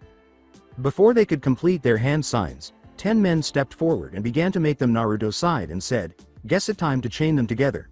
Then, lightning struck the sky, killing all 10 of them. Then, as the others moved aside, he rose into the air, held the ungloved hand together, and began flying over the Root members, freezing about 40 of them in place so they couldn't jump out of the way. After that, Naruto began to use slip and vanish, only to reappear behind a member and immobilize them in a matter of seconds. Naruto captured almost 100 of them in less than 6 minutes. Since there were only about 35 people left, the others immediately began to run away. With a sigh, Naruto landed near the Hokage and uttered, sorry, before fainting. He moved nearly at the speed his father's Hiraishin did on the battlefield, and he can freeze someone by holding them for 1 second. He can control fire as well as fly. He also can kill with little to no remorse. What has happened to you, Naruto? The third person thought as he laid him on the ground slowly after catching him. The academy students were shocked to see this because they had all essentially puked after witnessing those men die. Kakashi reflected, thus is the life of a ninja. I don't know what happened to you to turn you like this, Naruto, but for what it's worth, I'm sorry. No one so young should kill like that, even in hatred. He as she believed. That was unbelievable. He just killed 13 people and caught around 140 in ice. Shibi was thinking, ice, fire, lightning, metal, what else can he control? Take a good look, Kiba, and remember, that is what a true shinobi is, Sume thought as she gazed at her son Kiba. The other clan heads and the Junins had the same thought. So my little prototype, you have grown strong and disposed of the weak. However, are you strong enough to be the model for all my soldiers? We shall see. We shall see. A figure stood on a nearby water tower, observing the situation. Danzo, you served your usefulness until the end. Had the boy not killed you, I would have. He smirked before departing the scene. When Naruto woke up, he discovered that he was in the hospital. He glanced around and saw Kakashi sitting in a chair. So why am I chained to a bed? He asked, examining his wrists, which were bound to the bed rail by chakra binding chains. After glancing up from his book, Kakashi explained, it was a precaution. The Hokage wanted to make sure you did not try to escape until he had time to talk to you. Kakashi raised an eyebrow as Naruto nodded and extended both of his wrist blades, slicing the chains to pieces. Naruto then retracted the blades, got out of bed, and asked, so where's my cloths? While glancing at the hand he always kept covered. Without intruding into Naruto's life and waiting for him to share the details, Kakashi followed his gaze and remarked, in the closet the Hokage had them cleaned while the doctors made sure you did not have any wounds. As he dressed, Naruto noticed the expression and pulled the glove over his hand, saying, long story short, somebody decided to see how long I could handle being tortured before I would die. I finally got free and killed him and all of the men with him as my first kill. Raising his headband to reveal the Sharingan eye, Kakashi remarked, my teammate gave it to me the day he died. Everyone has things they don't like to talk about. This is mine. Well, let's get this over with. How long was I out for anyway? Naruto nods. 4 days. Your class already graduated, Kakashi remarked. Naruto laughed and replied, So did you find out anything from the guys I captured? Danzo had that set up before you all arrived and he knew who I was. Also somebody had to have told him, and I know it's not you or Gigi. Ibiki questioned all of them and killed several, but they all say the same thing, Kakashi said as they started to exit the window and go from roof to roof. Danzo told them to wait for the signal and to kill everyone that was there except him, including the academy students. That's all the intelligence I have. Naruto responds with a nod. So why tell me? You could have lied, or you could have just told me Gigi told you not to tell. Kakashi laughed and replied, let's just say that I think you did the right thing. You tried to stop them and you gave them all warnings which they ignored. You also only killed those who tried to attack first and captured the others. Even when you were pissed you still showed good judgment. Naruto replied, you just got off on the idea of seeing Danzo get his. With a laugh, Kakashi asked, am I that easy to read? As they landed on the edge of the Hokage window, Naruto remained silent when they entered. He noticed the third person working on some paperwork. He looked up and said, hello Naruto, how are you feeling? With a lifeless voice, Naruto said, fine. The third individual replied, well, I want to say that I am both pleased and disappointed in your actions the other day. Naruto, I am pleased that you dealt with the threat to the village in a pretty favorable position, but I am all disappointed you did not tell me of Danzo involvement in your kidnapping. Naruto replied, sir, I had honestly expected him to be long dead since the last time I saw him was when Apocalypse punched him through the stomach with his fists. I had thought with him dead I had no reason to tell and bring up bad memories. Then when I saw him I looked at him and picked up on his thoughts, and the more I heard the more hate I had for him, and so when it came to me showing him respect I had rather slit my own throat than to give him any. The third looked at him and replied, very well, but next time if you see anyone who you know who worked with Apocalypse or any other threats to this village you were to inform me before taking actions. As it stands now you were acting as a civilian and did what you felt was for your own safety, and that is what I have passed on to the general population. As for the council, that's another story. They want to know the truth about your powers and your claims. I told them I would talk to you and have you decide what to do. If you refuse to tell them they are going to request for you to leave the village because they do not want a mental case in the village. If they can stop it, we already had one and we don't want another. With a frown, Naruto uttered, if I tell them, what then? The third replied, you will be placed on a team under probation until you are fully deemed not a threat to the safety of the village. I'm sorry, but you showed skills and powers that are beyond what we would expect of one as young as you, and the fact you can kill without remorse is something that bothers them and myself. Naruto replied, fine, but only those who actually saw me fight. I don't want to deal with the other council members. If I can, I hate politics. The third person looked at him and replied, I'm afraid there are no other council members. When Danzo ordered the attack he also had his men attack the council and killed everyone there, including both my advisors. So as it stands the clan heads who were there with us is all that is left of the council. Naruto replied, very well, tomorrow, 7 a.m. my place. I can explain everything then and there. The third responds with a nod. One more thing Naruto, until this matter is taken care of you are to have your own guard follow you to make sure you do not cause any more trouble or flee. I have assigned Kakashi to you since you deemed him worthy to know of you. Well, I guess that's it. I will see you tomorrow, Gigi. Naruto nods, then puts his hand on Kakashi's shoulder and the two of them vanish using slip. Listen, I have a pretty advanced security system, so if you don't want to be killed, do as I tell you when we go inside, Naruto said as he opened the door and Kakashi and Naruto entered the house after they had appeared outside. The door closed and 3 sentinels emerged, one of whom turned their weapons on Kakashi and said, mutant DNA confirmed. Subject known as Echo confirmed. One unidentified person also confirmed. State your purpose here or be destroyed. Naruto stated, security acknowledge voice recognition Echo. Someone said, voice recognition confirmed. Subject Echo. Then Naruto turned to face Kakashi and said, state your name, any nicknames you have as well as current rank or political station. Don't lie or they will kill you, Naruto declared. Identify subject as guess level A for unknown subject. Kakashi smiles and responds, Hitaki Kakashi, codename Inu, also known as Sharingan Kakashi, current rank Junin Elite. As all 3 sentinels retreated into concealed panels in the wall that covered their hiding places, one sentinel said, identity confirmed. Welcome Kakashi, please be advised you are restricted to only level areas. Good day. Okay, follow me and I will show you around. Naruto led Kakashi to a set of stairs that led upstairs, where he explained, this floor is mostly administrative and recreational rooms. Since it's just me, I don't use them unless I have company over. Now follow me so I can show you the X level. Naruto turned and walked to a statue, made a rose out of ice, and placed it in a flower vase with several fake roses inside. A door opened, and Naruto stepped in, saying, come on. Kakashi followed him slowly. What is this? Kakashi asked as the door closed. Naruto replied, It's an elevator, it moves you up and down from different floors. We are going underground right now though.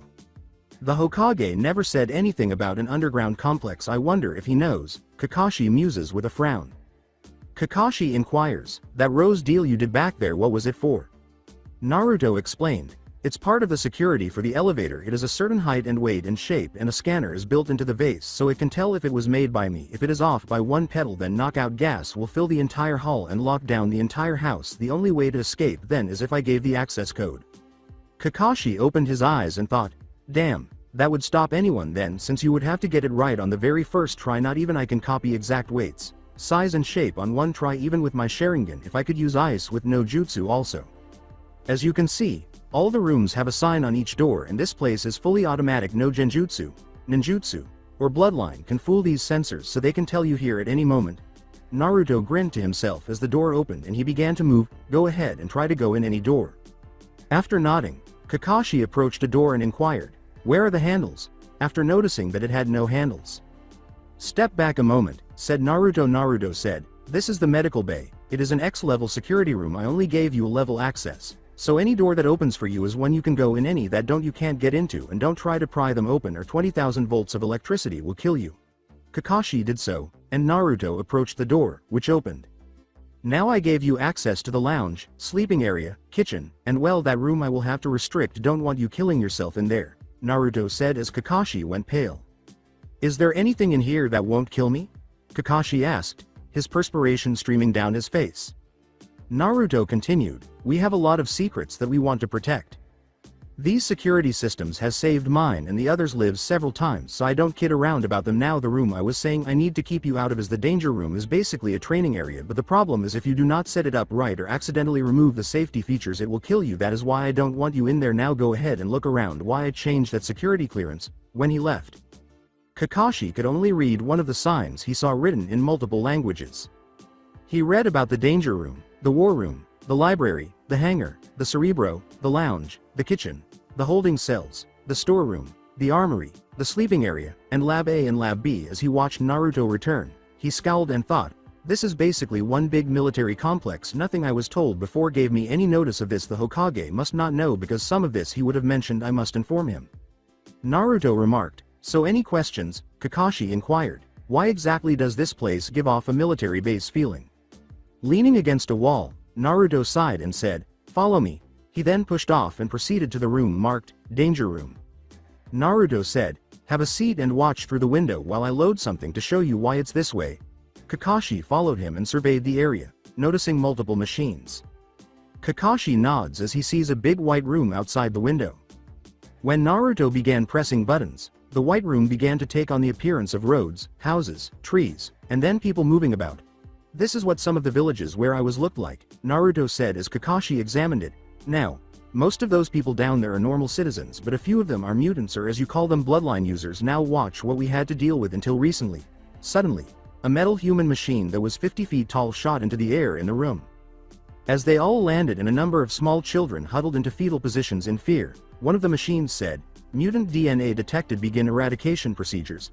A woman approached them, her skin turning white as she extended her hands and began shooting snow blasts at the machines, while the other three raised their hands and red energy erupted from them, striking the woman and children. The machine it struck was covered in ice, and all that was left were smoking corpses. As they flew into the area, the machine said, mutant eradicated, continue searching area. The person covered in ice began to glow as the ice melted, and then it took off. Naruto took a deep breath and said, those were standard sentinels. I have personally destroyed nearly 2,000 of them in my life. People fear what they don't understand or what is different, so they created them. The ones upstairs are actually a more advanced ones that came out about 4 years back after. Anyways, the governments of the world where we were at used them to either enslave, imprison, or destroy anyone with any mutant DNA.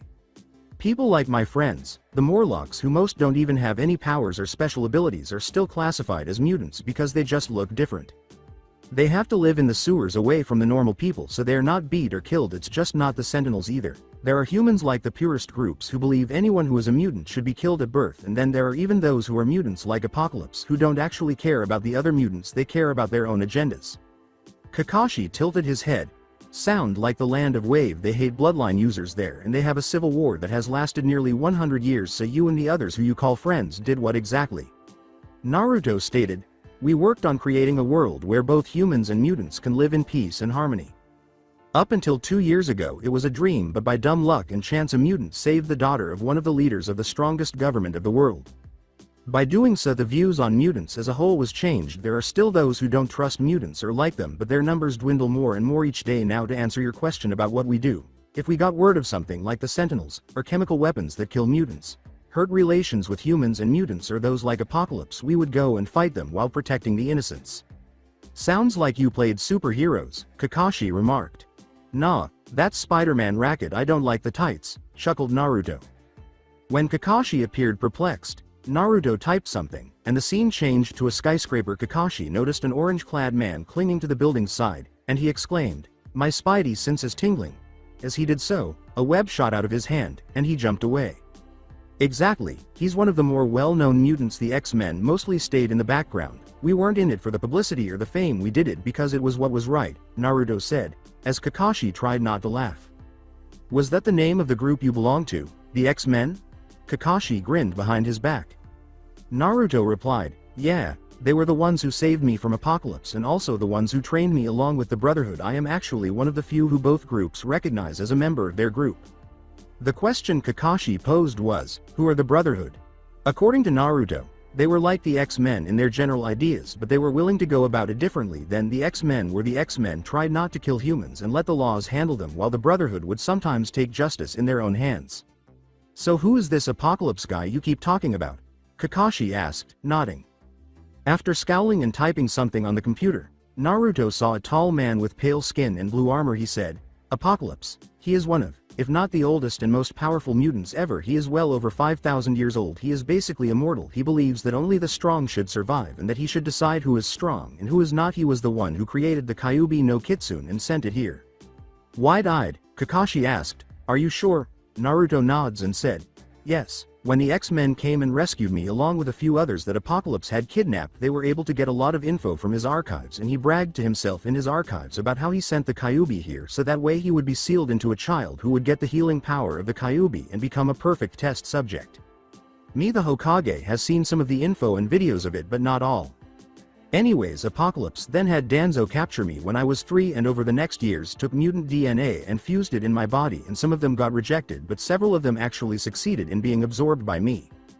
The process wound up killing the Kyuubi that was in me. That is why I have all these powers now. It could have had its drawbacks, like with my skeletal system that was bonded with metal. It could have made it where I would never have grown any taller than I was at that age, but the metal actually mutated itself along with my body, and my bones, instead of being grafted with the metal, actually became the metal and grew with me. The blades that shoot out of my wrist were designed that way, while the bonding was done in the shape of a sword blade. Anyways, the day I was saved from Apocalypse was the day that Demon Child, as this village called it, died. I am all that is left. It's because of the DNA I was forced to take. Now, is that enough info for you and the council, Gigi, or do you need more?" As he looked up at the sky. "What are you talking about, Naruto?" inquired Kakashi. As he stood up, he put his hand on Kakashi's shoulder and said, "As the Hokage already knows, one of my powers allows me limited mental abilities where I can read surface thoughts. I usually have to be within so many feet of a person to do it, since my powers are weaker than the originals and it uses my chakra to use them. But when he zoomed in with whatever it is he is using, I could pick up his and the others' thoughts briefly. Now I am hungry and could use a beer, so let's go get something to eat, Kakashi." Naruto responded, "Know any good places to eat with good food and alcohol, and don't you dare start preaching to me about being too young. I have drunk since I was 11. As he began to guide them away, Kakashi remarked, "Yeah, I know a place." The third scowled in the Hokage office and inquired, "So are you all satisfied now?" Hiyashi remarked, "I still have reservations about trusting him. He seems to care more about these X-Men than he does the village, and I still have trouble believing some of it." After the clan heads exchanged glances, the third individual replied, "I would hope he does care more about them. After all, they treated him better than we ever did, and they actually took the time to help him when he needed it." "What is the extent of his mental powers, sir?" inquired Inoichi. The third replied, "It seems to be about 20 feet, and he can only hear the surface thoughts in your head. So say you were talking to your consciences, then he would hear those thoughts, but not anything else. That was why when Mizuki mentioned Orochimaru, he asked me who he was in my mind and then helped to prove Mizuki was a spy." Inoichi nods as he says, That would be good for interrogation if careful, but if word got out how it worked, then it could be used against him. After nodding, the third person said, I know, I have already figured out how to block him also. Chozu inquired, how? The third individual replied, you all know the simple medical technique to get rid of hangovers where you channel chakra to your temples. I do that whenever I have something I don't want him to hear and it blocks him out. I already tested it fully with several of my Anbu by having them do it while thinking they were going to attack him while he never noticed. Well, that's good. What about his other powers? Hiyashi asked, nodding. The third replied, well, the gloved hand allows him to manipulate fire while the ungloved hand allows him to use ice.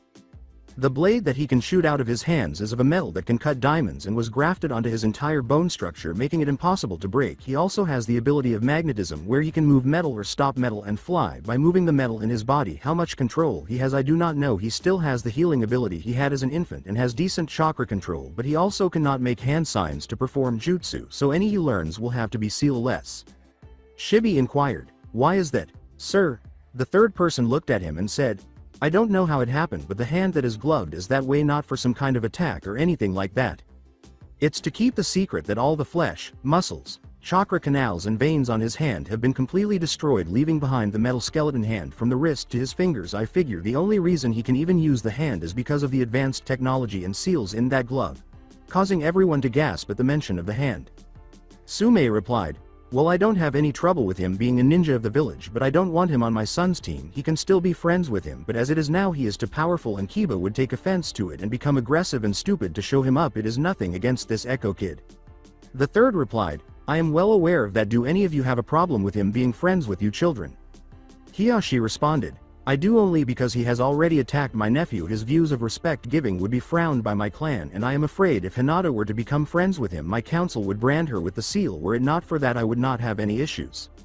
The third replied, so if, say, they had to team up together for a mission, you would not object? Hiyashi replied, no sir, it just would have to be kept official only though. The third responds with a nod. I agree and had already expected that. Does anyone object to their children becoming friends with him should they choose to besides Hiyashi? The third said, well then it seems that now I just have to figure out where to put him, without raising any objections. I think this smaller council is better than the big one as we actually got something done. The third person said after a few minutes of deliberation and team design. I will put the teams in effect when the teams are announced tomorrow. Thank you all for your help with this as well as your understanding. The third shook his head once more and said, I hope Naruto does not kill me for doing this with the teams. I had to consider others as well as him. He then took out his book on Icha Paradise and read it. The other two nodded and went away. I hate being here. Everyone already is treating me differently and it won't be long before the hate starts. Naruto and Kakashi were strolling down the street when he scowled and narrowed his eyes at the Hokage tower. I want to go home, but I promised to stay here for at least a year or until Apocalypse was taken care of. Kakashi asked, is everything alright? After observing Naruto pause and turn to face the Hokage tower. Naruto replied, yeah, just thinking for a moment. So where is this bar and grill you were telling me about?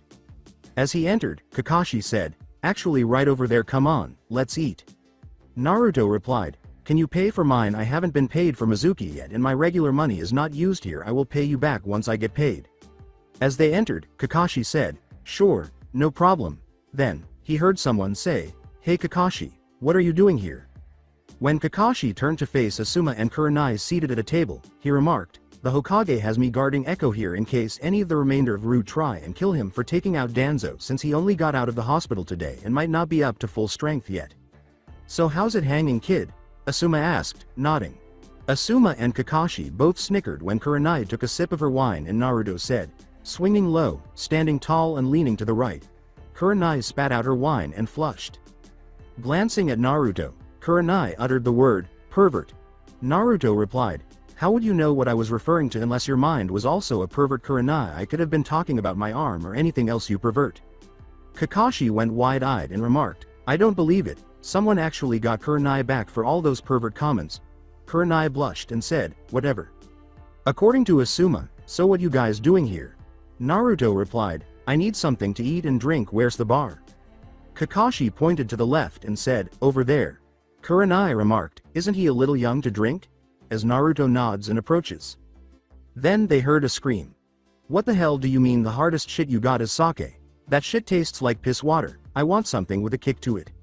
Sorry kid, But we don't have anything other than sake here, the man behind the counter said. As he vanished with a slip, Naruto turned and said, "Hey Kakashi, be right back." When Naruto came back with a milk crate filled with multiple bottles, Kakashi was about to pursue him. Naruto said, "Just bring me my order to the table over here, I got my own booze." He then walked over and asked, "So where do you want to sit?" "What's that?" Kakashi asked, glancing at the crate in Naruto's grasp. Naruto laughed and replied, "My mom's secret recipe. It goes by many names like moonshine and white lightning, I just call it home brew, so where do you want to sit?" When Kakashi turned to face Asuma, she nodded and said, "You can sit here." With a nod, Naruto puts the crate aside, picks up a bottle, puts it to his teeth, extracts a wooden cork, places it on the table, and then takes a fifth of the bottle before putting it down and grinning. Asuma inquired, "So what's it made of?" Naruto replied, "A little of this, a little of that, my mom taught it to me when I was 8 and I've brewed my own since then, wants some guaranteed to make you go blind, grow hair on you ass, and forget the last 20 years of your life." As Naruto handed him a bottle from his crate, Asuma laughed and said, "Sure kid, why not, let's see if this stuff is as good as you brag." After Asuma pours him and Kurenai some, she hands the bottle to Kakashi, who pours a little more. Naruto says, "Cheers," as he grabs his bottle and joins the others in drinking. Kurenai's eyes began to go hazy, and Kakashi and Asuma coughed. With a scowl, Naruto uttered, "Damn lightweights." Naruto waved and said, "Yo, want to join us?" These three are already pretty much wasted after one sip, as Inoichi, Shuza, and Shikaku entered the room. After taking a swig from the bottle, Kakashi said, "I am not." He fell backwards, unconscious, and Naruto grabbed the bottle to keep him from falling. "Pussy, you got drunk under the table after 2 shots, he said. "Is it me or is it hot in here?" Kurenai asked, waving her hand in front of her face. "It's you," said Naruto. Asuma exclaimed, "Damn, how strong is that stuff?" The 3 clan heads turned to face the inebriated-looking Junins when Naruto said, 90 proof. Looking at Kurenai, Asuma remarked, "I believe it, want to get out of here to cool down." Kurenai said, "Sure." She had already relaxed her battle dress a bit in an attempt to calm herself. As they both departed, Naruto gestured to the now empty seats and said, "Good, I was getting hungry, so want to join me?" "No, that's okay, we have some drinking to do," Inoichi replied. Naruto replied, "Ah, a man after my own heart wants some of my booze." In response to Kakashi's shit-eating grin, which was visible behind his mask, Inoichi remarked, "No, we like our own safe drinks, don't want to become like Kakashi down there." Naruto took a swig and started eating, nodding and saying, "To each his own." About halfway through, Naruto heard a voice say, "And the flames of youth shall show all the way to enlightenment." Naruto saw Guy enter with his team and turned to face the door. He grinned briefly and took another swig. When Guy noticed Kakashi on the floor, he hurried over to see how he was doing and inquired, "What has happened to my most youthful rival?" He was searching the table for an empty seat. Naruto stated, "He got drunk and left me with no company, want to join me?" "Ah, Echo-san. How are you today?" Guy asked, looking. Naruto responded, "Pretty good I guess, just got out of the hospital earlier today," after Neji gave him a fierce look. Guy replied, "Yes, I heard about that, you passed out from chakra exhaustion after fighting those root. According to Neji, I heard you killed 60 of them." Naruto replied, "No, I think it was around 15 including Danzo, the rest I captured."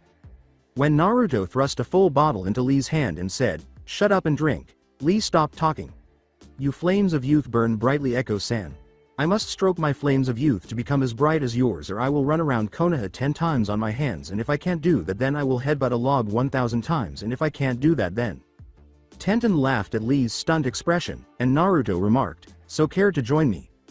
Guy sat down, nodded to the owner, and said, "The usual," he said, "Sure, it would be most unyouthful to leave someone alone when they want company. I shall give you company and show up my eternal rival. Come team and sit."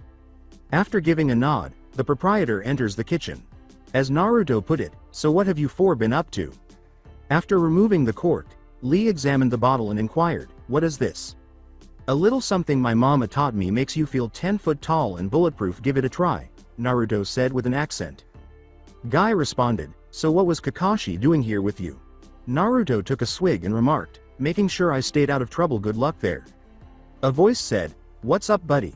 While Neji was glaring at Naruto, everyone turned to stare at Lee, who was buzzed, and Naruto responded, "Well, he's happy." Lee shocked everyone by looking at Neji and saying, in a drunken voice, "Piss off, bug-eyed freak." Neji said, "You're drunk and a disgrace, dead last," as she got up to take Lee's bottle away. "What's you say, asshole?" Lee said, grabbing his bottle, guzzling more, and then vanishing with such speed that everyone, including Naruto, was taken aback. He then punched Neji in the face, sending him flying out of the bar. After getting up and attempting to grab Lee, Guy was kicked in the chin by Lee, who leaned back and sent him outside as well. With a head slap, Naruto uttered the words, "A damn drunken master." After witnessing both of her teammates being attacked, Tenten leapt back and questioned, "What's wrong with you, Lee?" Lee took another swig of the moonshine and said, "Nothing wrong, Bunbun." Tenten said, "Hey, aren't you going to stop him?" as she turned to face Naruto. Naruto glanced at her and replied, "Nope, nothing I can do until he sobers up, which won't be for a while. Just leave him alone and he will leave you alone." Tenten asked, "Are you sure?" with a doubtful expression. Naruto replied, "Trust me. The only problem with fighting a drunken master is you leave him and his booze alone and he's fine, but mess with either and you get your ass kicked. Trust me, I got scars to prove it." At that moment, Guy and Neji ran in and attempted to stop Lee, but Lee ducked every blow and sent the three of them outside with a leaping kick before he lay down on the ground, nearly dozing off. After getting up to see how Lee was doing, Guy kicked him in the chin and said, "See, I fooled you, hee hee." Lee rolled to the side every time Guy attempted to touch him. Everyone heard the cry, "Neji Nisan, what happened?" Hinata hurried over to see how Neji was doing, as he was massaging his jaw. As he got to his feet, Neji spat out, "Leave me alone." When Lee heard Neji, he yelled, "Be nice, asshole." He then kicked Neji in the air, causing him to flip multiple times before landing unconscious with his feet over his head and appearing to kiss his own ass at that moment. A passing messenger hawk paused to relieve itself and landed on Neji's trousers. When Sasuke, who was fleeing from Ino and Sakura, saw Lee fighting Guy and Neji, he thought, "He must be a missing nin or an enemy. Now's my chance to test my strength to defeat him." He charged Lee after noticing that all of them had headbands except for Lee. In a drunken speech, Lee stood in front of Hinata and said, "Hey pretty lady, you have the same bug eyes as that jerk, but yours are prettier. Want to go out with me? I will protect you with my life." Then, in a backflip, he grabbed Sasuke's arm, pulled it out of its socket, and sent a flying dropkick into Sasuke's back, sending him flying. However, his bandages grabbed Sasuke and pulled him back with them, punching him out and sending him flying toward Neji, where they both flipped over multiple times, this time with Sasuke with his feet over his head and Neji slumped over him. Their faces appeared to be kissing, but you couldn't tell because Neji's hair got in the way along with a white stain on both boys' pants. They fell in a more dubious position where their hips collided. Tenten laughed uncontrollably when she saw Neji and Sasuke, and that was more than she could handle. When Lee landed, he appeared to be about to fall asleep again, so he reached for his bottle and finished it. When Lee took Hinata's hand and said, "Will you marry me, pretty bug-eyed girl?" the branch member who was watching Hinata rushed over to see how Neji was doing but stopped. "Leave her or I will kill you. I must take Hinata-sama back home," the branch member said after Hinata fainted and passed out and Lee caught her. Before departing in a trail of dust, Lee said, "Home," in a dubious tone. As the Hyuga began pursuing Lee, Naruto grinned and asked, "So, what have you been up to?" Upon receiving the food, Tenten's remarked, "Training and missions you." "Killin' and chillin' here, allow me," Naruto said, taking a sip of his drink, as he snatched her glass of water and caused frost to form on it, chilling the water. As Tenten took a bite to eat, Naruto asked, "So what's Konoha like normally?" Tenten appeared surprised. After giving him a quick glance, Tenten remarked, "Konoha is well Konoha." Naruto laughed and replied, "I mean, what do people do here for fun or to relax? Things like that. I've been gone since I was 3 and only got back the day before I met your team, so I don't really know much about it." Tenten was thinking and replied, "Well, there are parks to relax in, several book and music stores, though not much selection for music and most books are adult rated. There is a few restaurants and training grounds, hot springs, and that's about it. People around here mostly just talk to their friends and gossip and stuff like that. Why?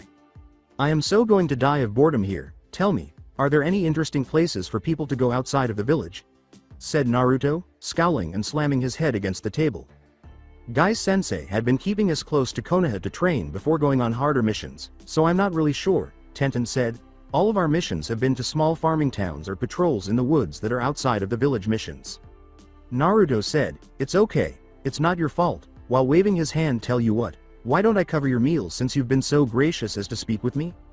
As Tenten put it, "Sure, Why not? Tenten asked. What are you doing? As Naruto nods and approaches the inebriated Kakashi, patting multiple pockets before locating his wallet and taking out some cash.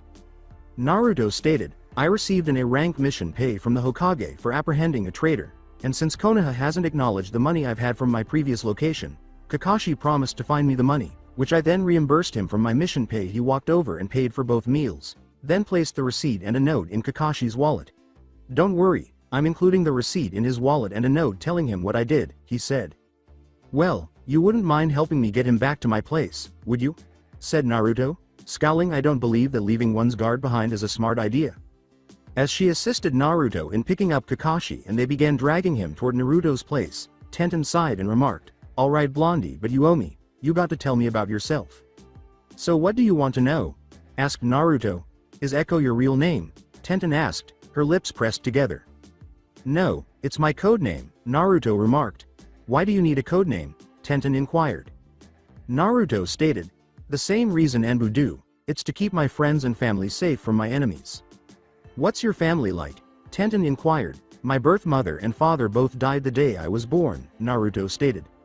My adopted mother is cool. At times, she acts like my boss, and at other times, she acts like a big sister when she can. She tries to keep me safe, but sometimes she lets me do things that she knows are risky because they must be done. I adore her since we have been friends since I was 4 years old and helped raise and train me after saving me. I think of some of them as family. How about you?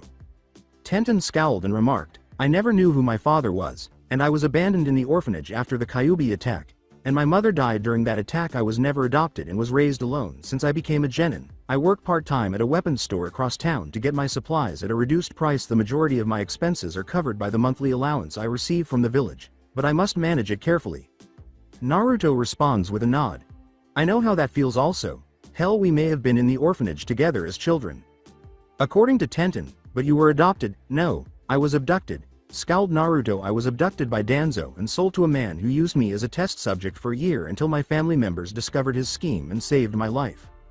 Tenten looked at him and said, sorry, I just thought you were one of the lucky ones who got adopted when you said you had a family. It's okay, I understand, Naruto said. At least I was fortunate in that sense because I would have probably perished on the streets anyhow if I hadn't been abducted. Tenten, this is hard to say, but can you slap my belt buckle for me? Naruto moaned as a beeping sound suddenly sounded. With a flush, Tenten questioned, why? Tenten leaned over and slapped it after Naruto uttered the words, I have a radio built into my belt buckle and someone is trying to call me on it right now, but I have to hit it to talk to them and. According to a female voice, come on Echo and answer. What's up, doctor? Naruto said with a smile. How are things going for you, Phoenix? Jean was saying, finally, we have been trying to get a hold of you for the last couple of days. Where have you been? I ran out of chakra again, Naruto remarked. In summary, I had a miniature version of Geonosis. After a brief silence, Jean said, I see, everything okay? After looking around, Naruto remarked, the usual, glares and whispers. He noticed that a number of people were staring at him in fear. When Tenten heard this, she scowled and turned to see what he was referring to. Well, try to stay out of trouble, Jean's voice said. In any case, I wanted to give you a call to let you know that your mother advised you to look for a wedding date. Less than 4 months remain. Jubilee is prepared to give your fangirl the Elvira look as she tries to locate you. Wouldn't be able to tell the difference, Naruto muttered. Jean inquired, what was that? The statement from Naruto was, nothing. Hey, is Cable around?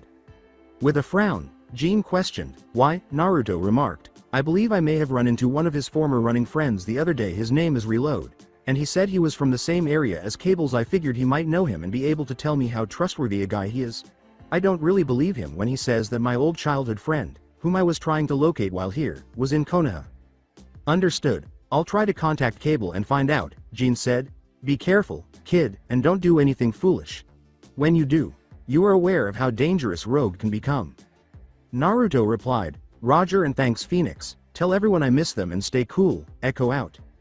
When a kunai flew out of Naruto's weapon pouch and struck the buckle, it ceased to glow and drifted back to the pouch. Naruto then said, thanks. Tenten inquired, who was that? Naruto stated, she basically an aunt to me as well as my primary doctor. With a nod, Tenten inquired, what wedding? My mom is marrying the guy she's been dating for about as long as I've known her, Naruto said with a smile. They had a difficult beginning, but they have since calmed down and are now settling down. That's cool. How old are they? Tenten asked. Naruto replied, Mom just turned 31 last month and Gambit's 33. According to Tenten, your mom is a rogue. Well, here we are, would you like to come in? Naruto nods. I swear not to bite. Tenten replied, no, not today, I have to go see how my sensei and teammates are doing. We had a pleasant conversation. The statement from Naruto was, it was nice talking to you also, Cash. Tenten asked, blinking, what? I apologize, Naruto said. I was reminded of a weapons cache, where many weapons are kept for future use. When I saw all those weapons you had the other day, I thought you would look cool with that nickname. Tenten responded, no, it's okay, my boss at the gun store is the only person who has ever given me a nickname, and it's mainly a joke he made to boost sales. He refers to me as Konoha's weapon mistress, but I genuinely want to be that so I can prove to everyone that I am as good as any other person, male or female, like my favorite Sanin's character, Tsunade. Naruto replied, that's a good dream to have, but it's not the only reason, is it? Tenten questioned, what do you mean? Sorry if I'm mistaken, but I believe you're attempting to demonstrate that you're someone special for your parents' memory as well. Naruto said, slap across his face as Tenten stomped off, but that's also a good reason to have. You better tell her someday, asshole, or I will, Naruto said. Letting out a sigh and dropping Kakashi, he walked in and slammed the door, saying, she deserves to know the truth. Kakashi sighed as he stood up and went inside after slowly massaging his head and glancing at the spot where Tenten had gone. Do you have any signature moves or something no one else knows, or something of value that there are no copies of or can be produced that you can make at any time? He asked, locating Naruto waiting by the flower vase where he had placed the rose. Thinking, Kakashi replied, yes, why? As he approached a small table, Naruto asked, what is it? When Kakashi pulled out a picture from his Icha Icha Paradise book, Naruto sighed and remarked, I will think of something later. He then kicked the table leg, bending it, and used his magnetism to fix it, opening the elevator door. After Kakashi entered the elevator and Naruto leaned against the walls, they rode in silence until the doors opened and Naruto said, so you want to talk about it?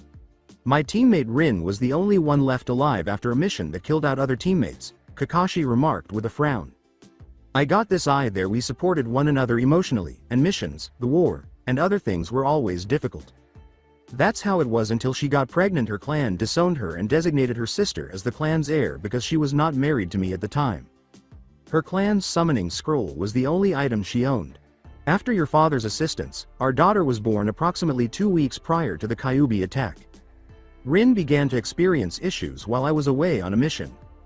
She had passed away by the time I got back to Konoha 10 days later, and your father was caring for our daughter. When I learned that the Kyuubi was on the way, I had only had a day to hold her. I was sent with the team to slow it down because I was in Anbu at the time.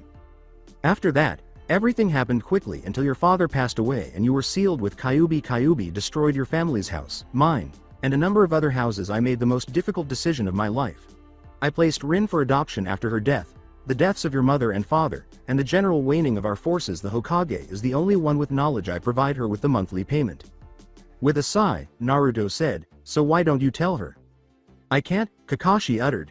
Every time I see her, I see my own failure as her mother's father. I am a bad role model for a father, but I am not one. Everyone I love has passed away, and whenever someone significant enters my life, they become entangled in my troubles. I can't harm her like that, at least this way. Rather than leaving her, she believes that I may have died in combat, on a mission, or something.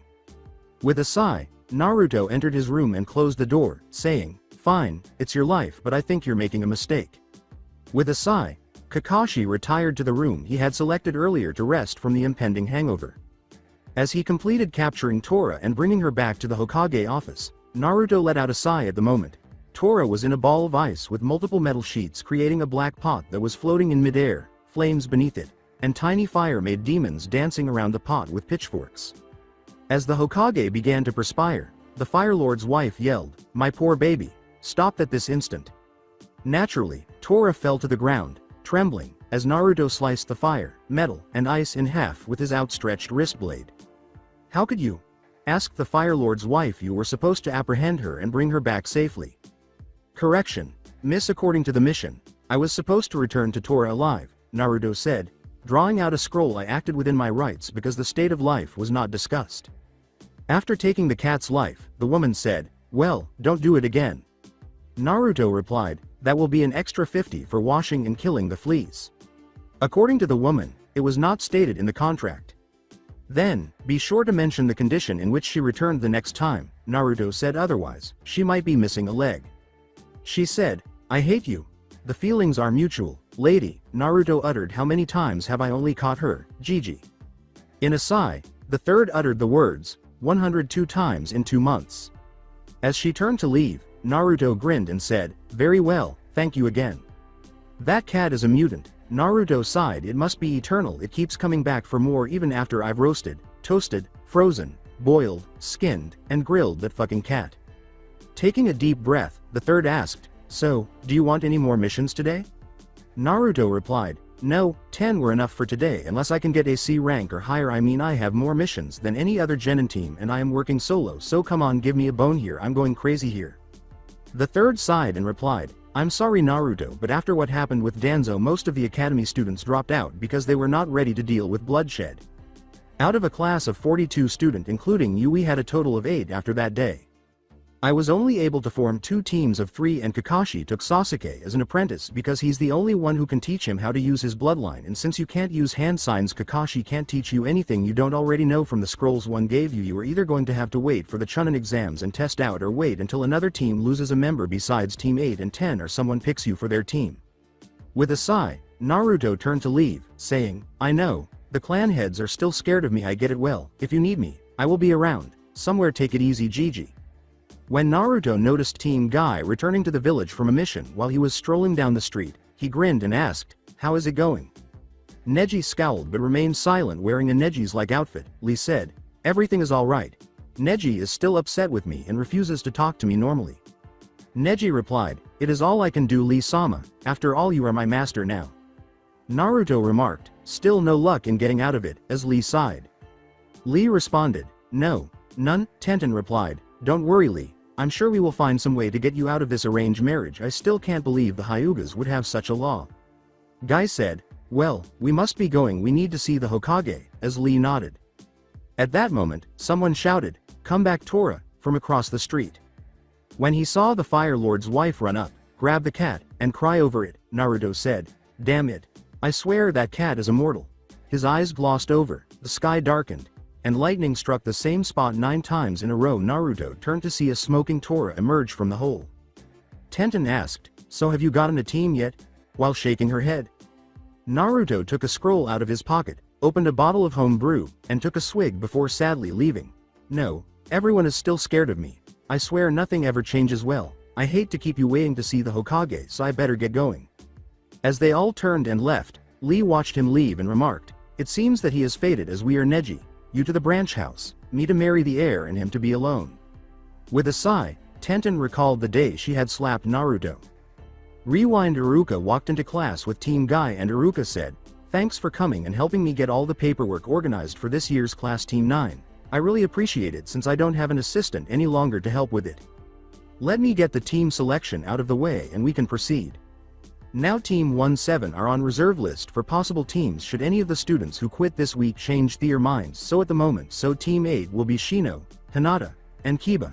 Team 9 is still active and Team 10 will be Ino, Shikamaru, and Shoji. Sasuke, you are being taken as an apprentice to Hitaki Kakashi, seeing as he is the only one who can help you with your bloodline. As for you, Echo, the Hokage wanted me to inform you that currently, since you are more advanced than any of the other students due to your prior training, you will be doing solo mission until a team can be found to place you on you or to report for your first mission tomorrow at 7 AM. And as for the others teams, please wait for your Junin instructors. Thank you all, and please look out for each other and be safe. Thank you. As he walked out the door with Team 9 following. Finish the flashback. Tenten shook her head, recalling the moment she discovered Naruto seated on the Hokage monument later that day. The flashback is over when Tenten noticed someone sitting on the Yondaimi's head while she was making her way to the Hokage monument, one of her favorite spots in the village. She scowled for a moment before realizing who it was and thinking, damn it, why does he have to be here? This is my spot to come to be alone. Why does he have to be here? The person seated on the Yondaimi then took a swig of his moonshine and said, if you want, I can leave, it's not like I'm wanted here anyways. She replied, no, it's okay, I can come back later. Tenten thought, he's really down about the team selection, truth as I would be. As he stood up and started to leave, Naruto turned and said, no, it's your village and probably your favorite place. I'm sorry I disturbed your sanctuary, I just wanted some fresh air and to be away from everyone for a while, so I will just be going. She grabbed his wrist as he was about to pass Tenten and said, "Stop, you don't have to leave." As he attempted to leave, Tenten wouldn't let him. Naruto said, "Yeah, I do. You're mad at me about yesterday and I admit I was wrong, so there is no reason I should force you to be friendly with me when you don't want to, so I will be on my way." Tenten replied, "Sorry for slapping you, it's just nobody ever figured it out like you did yesterday and it felt like you were judging me." Naruto breathed a sigh of relief and glanced. "It's a bad habit I have when I see someone is hurting for some reason. I try to help where I can, sometimes it works and the person I help can move on with their lives, but sometimes it blows up in my face. I guess it's just my way of thanking those who helped me when I needed them by trying to do the same for others." As she released his wrist, Tenten questioned, How did you know I felt that way?" Naruto approached a tree and sat down and stated, "I could say I use my powers to read your mind, but this time it's not true. I saw the pain you hide in your eyes. I've seen so much pain in my life that I can read people by their eyes. Usually after hearing you talk about your past, it was easy to figure out where the pain came from. I thought that you probably hide it from everyone because you don't have anyone to talk to it about, so I thought that I could be the one to listen to it and maybe make a friend in the process. Well, you should try to control yourself and not try and butt into people's lives all the time since it brings up painful memories," Tenten said, scowling as she sat down next to him. "But you're right about me. I never told anyone about the pain I feel knowing I was abandoned and never knew where I came from." Naruto replied, "Don't worry about it. My lips are sealed, and unless Kakashi heard us, no one else knows either." Tenten asked, "What did you mean by powers?" as he turned to face the fading sun. "Remember how I told you I was a lab rat after I was kidnapped?" Naruto said, closing his eyes. Tenten gives a slow nod and Naruto replied, "Well, over the year I was held, I had multiple DNA sampled put into my body as the guy tried to turn me into a super weapon that he could reproduce for his own personal army. The DNA came from those who came and saved me and later became my family. He had gotten it from each of them through traps and other means over the years, and he respected their abilities because they were the only ones who could ever actually stop his plans. This is called adamantium. It's one of the strongest metals known to exist. Once it is heated and molded, it becomes indestructible. It can even cut a diamond like it was paper. My entire skeleton has been completely infused with it, so I can never break any bones," Naruto said as he withdrew his blade after holding up his hand and pulling out his wrist blade. Astonished, Tenten questioned, "You magnetism, was that also given to you?" A kunai from the Tenten's weapon pouch rose as Naruto nodded, and he remarked, "This power came from a man I consider an uncle. He goes by the codename Magneto. It is how I can fly as well as move any metal. I can make metal bend and mold by my will." This astounded Tenten, who questioned, "What other powers do you have?" With a laugh, Naruto remarked, "You're not afraid of it?" According to Tenten, no, they sound pretty cool. As he held up his ungloved hand, a rose formed out of ice, which Naruto handed to Tenten, who blushed. "I have mastery over ice. I got the DNA from someone about 3 years older than us whose codename is Iceman. I think of him as a cousin," Naruto said with a smile. "Thanks. Most people when they learn of them become scared. Well, I guess the next power I can show you is this." Tenten replied, "That is so cool. I wish I could meet these people. They sound interesting. Maybe they plan to come for the Chunin exams. Well, I guess I can show you my next power," Naruto said with a slight smile. With a gaping expression, Tenten said, "You have more?" "Yeah, I got 3 others," Naruto said, reaching into his pocket to retrieve a lighter and lighting it. Then, he held a ball of fire in his gloved hand and said, "This is my next power. It is the ability to manipulate fire. I can't start fires, but if there is any source of flames nearby, I can control it to become bigger or smaller or..." As the flame transformed into a man and a woman and they started dancing, Naruto stated, "I got this power from a man whose codename is Pyro. He's, well, the best way to describe him is a pain in the ass. He like the guy every family has. They don't like to talk about. He constantly goes out of his way to annoy me. One time I was flying over the Arizona desert in my skyhopper." "What is a skyhopper and what is an Arizona?" Tenten inquired. Naruto continued, "Arizona is the name of a location like Konoha, Suna, and such. It's just a place with borders ruled by a government. As for a skyhopper, it's a machine that let people fly great distance and they don't need these powers to do it. The machines do it now. As I was saying, I was flying over the desert one time and my energy cells needed to recharge, so I went in for a landing. While I was waiting for them to recharge, he followed me and showed up challenging me to a spar. I agreed and I beat him, and to pay me back for beating him he set my skyhopper on fire. I was around 120 miles from the nearest city, so I had to completely scrap my skyhopper using my powers to turn it into a glider and use my powers to get it in the air and glide for several hours in the desert in the heat. And to add to it, he decided to have some fun and started shooting fireballs at my metal glider, making it hotter also, all because I froze his balls." Tenten erupted in laughter, stating, "Oh, I wish I could have seen that. I bet it was hilarious. Naruto said, it was when I got my revenge. Like me, he can't actually start a fire, so I convinced my friend Toad to slip a sleeping pill in his drink one day, and I took him up to Antarctica, which is a place that is completely covered in ice, and stripped him down to his boxers, and along with 2 pieces of wood and a map and a note telling where his way off the island was, which was 20 miles away. When he woke up, he was pissed and was freezing, and after 20 minutes he finally got enough heat with those 2 sticks to start a small fire, and then he had to completely cover his body in flames, which started melting the ice trying to put out his fire, burned off his boxers also, and he only got to look at the map before it caught on fire, so he had to wander around for around 6 hours till he finally found his way out. Boy was he pissed. To bad. Mom and Magneto got involved. They wound up putting us in the metal cocoon and threw us into a lake with a small portable air tank and told us we had to make peace for the next hour or die in the cocoon. We made peace all right. We beat the shit out of each other, and I waited for them to come and get us after knocking him out. Tenten grinned as he said, these stories sound so cool. I wish I could have known you before now. I bet we could have had some fun together. As Naruto put it, thanks, me too. After a few minutes of sitting in silence, Tenten questioned, what are your other 2 powers? Naruto replied, well, one of them I got is super healing. I can heal from most wounds in a matter of seconds. There is an extent to how much I can heal, but for the most part it's good. My last power is physic powers. Tenten reasoned that means he can read minds. She went wide-eyed as she heard, only some of them, in her mind. When Naruto turned his head away and looked down, Tenten exclaimed, whoa, that's freaky. Naruto replied, yeah, I'm not as strong as the Professor or Phoenix, and I can only hear surface thoughts. I can't invade people's minds, stealing information or make them do what I want, but if people are thinking to themselves just like you did, I can pick up on it. It's hard to control it when I am around large groups of people because it sounds like everyone talking at once. I usually have to focus on one person at a time. I see. So what's your last power? Tenten asked.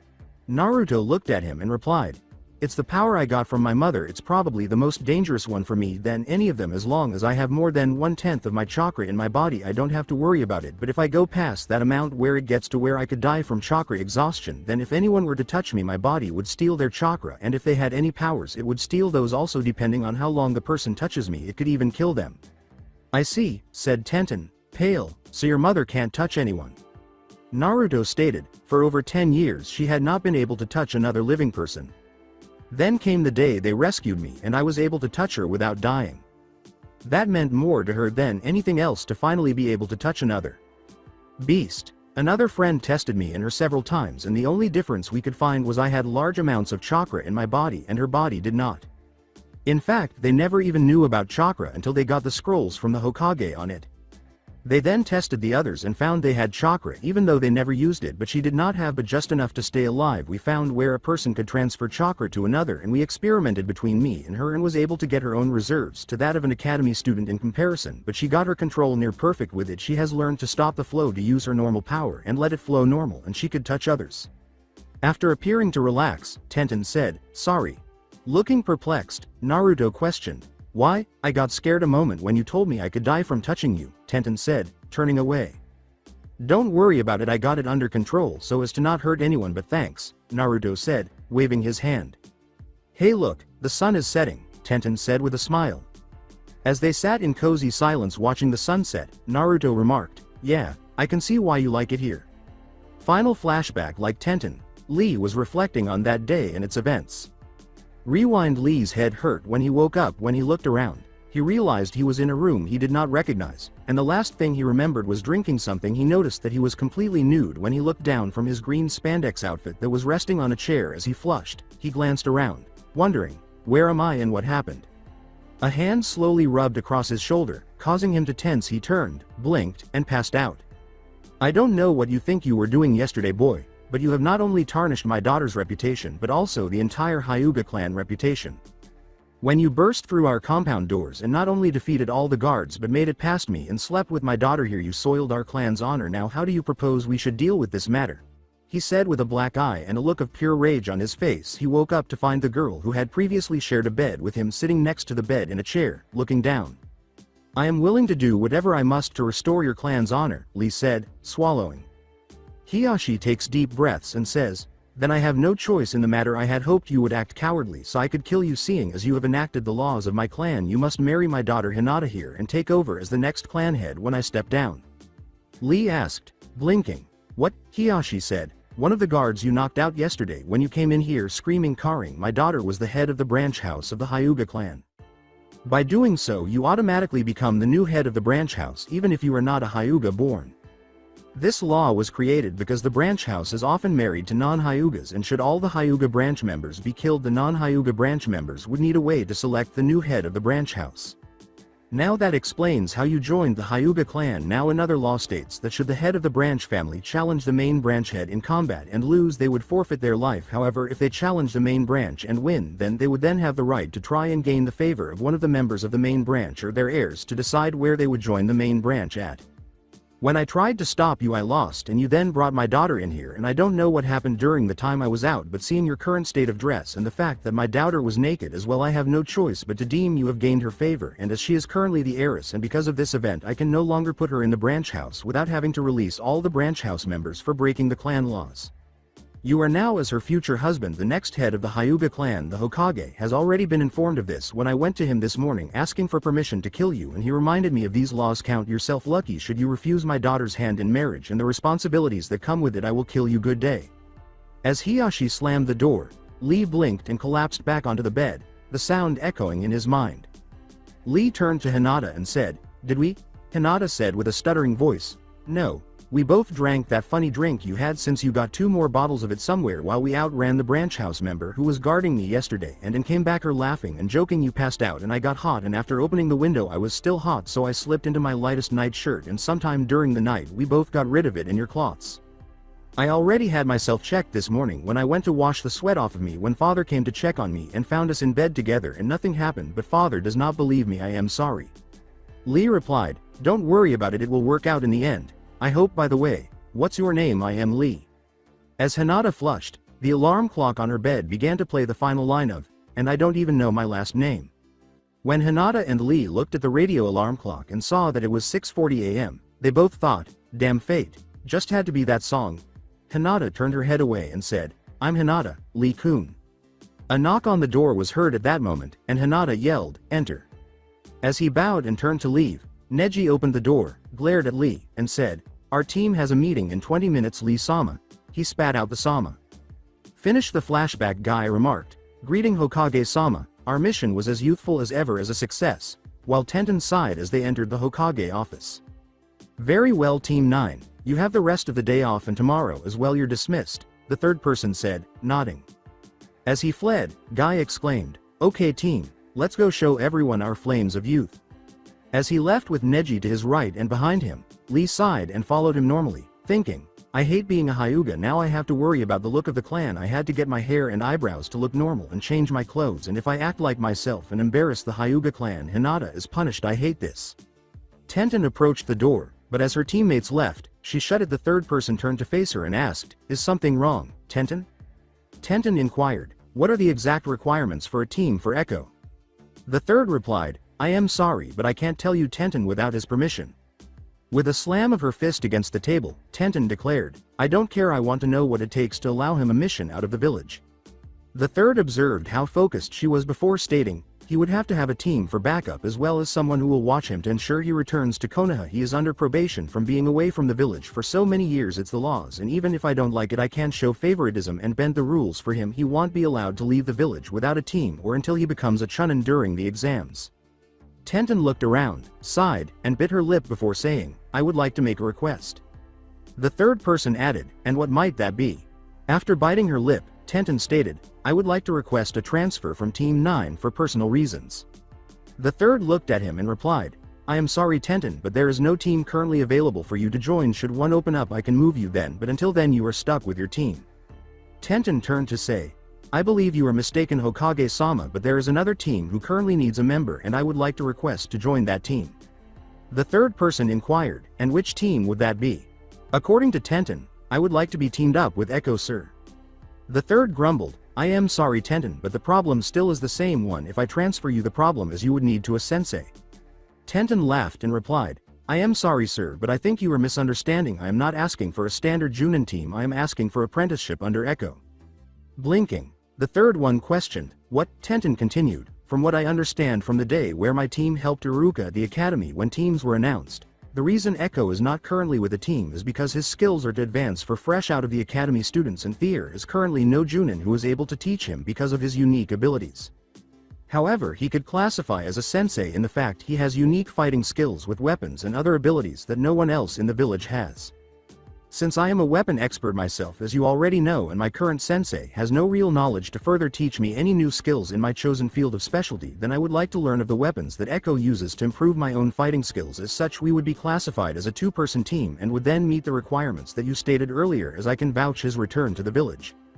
After pondering for a while, the third person inquired, "How long have you been thinking of this?"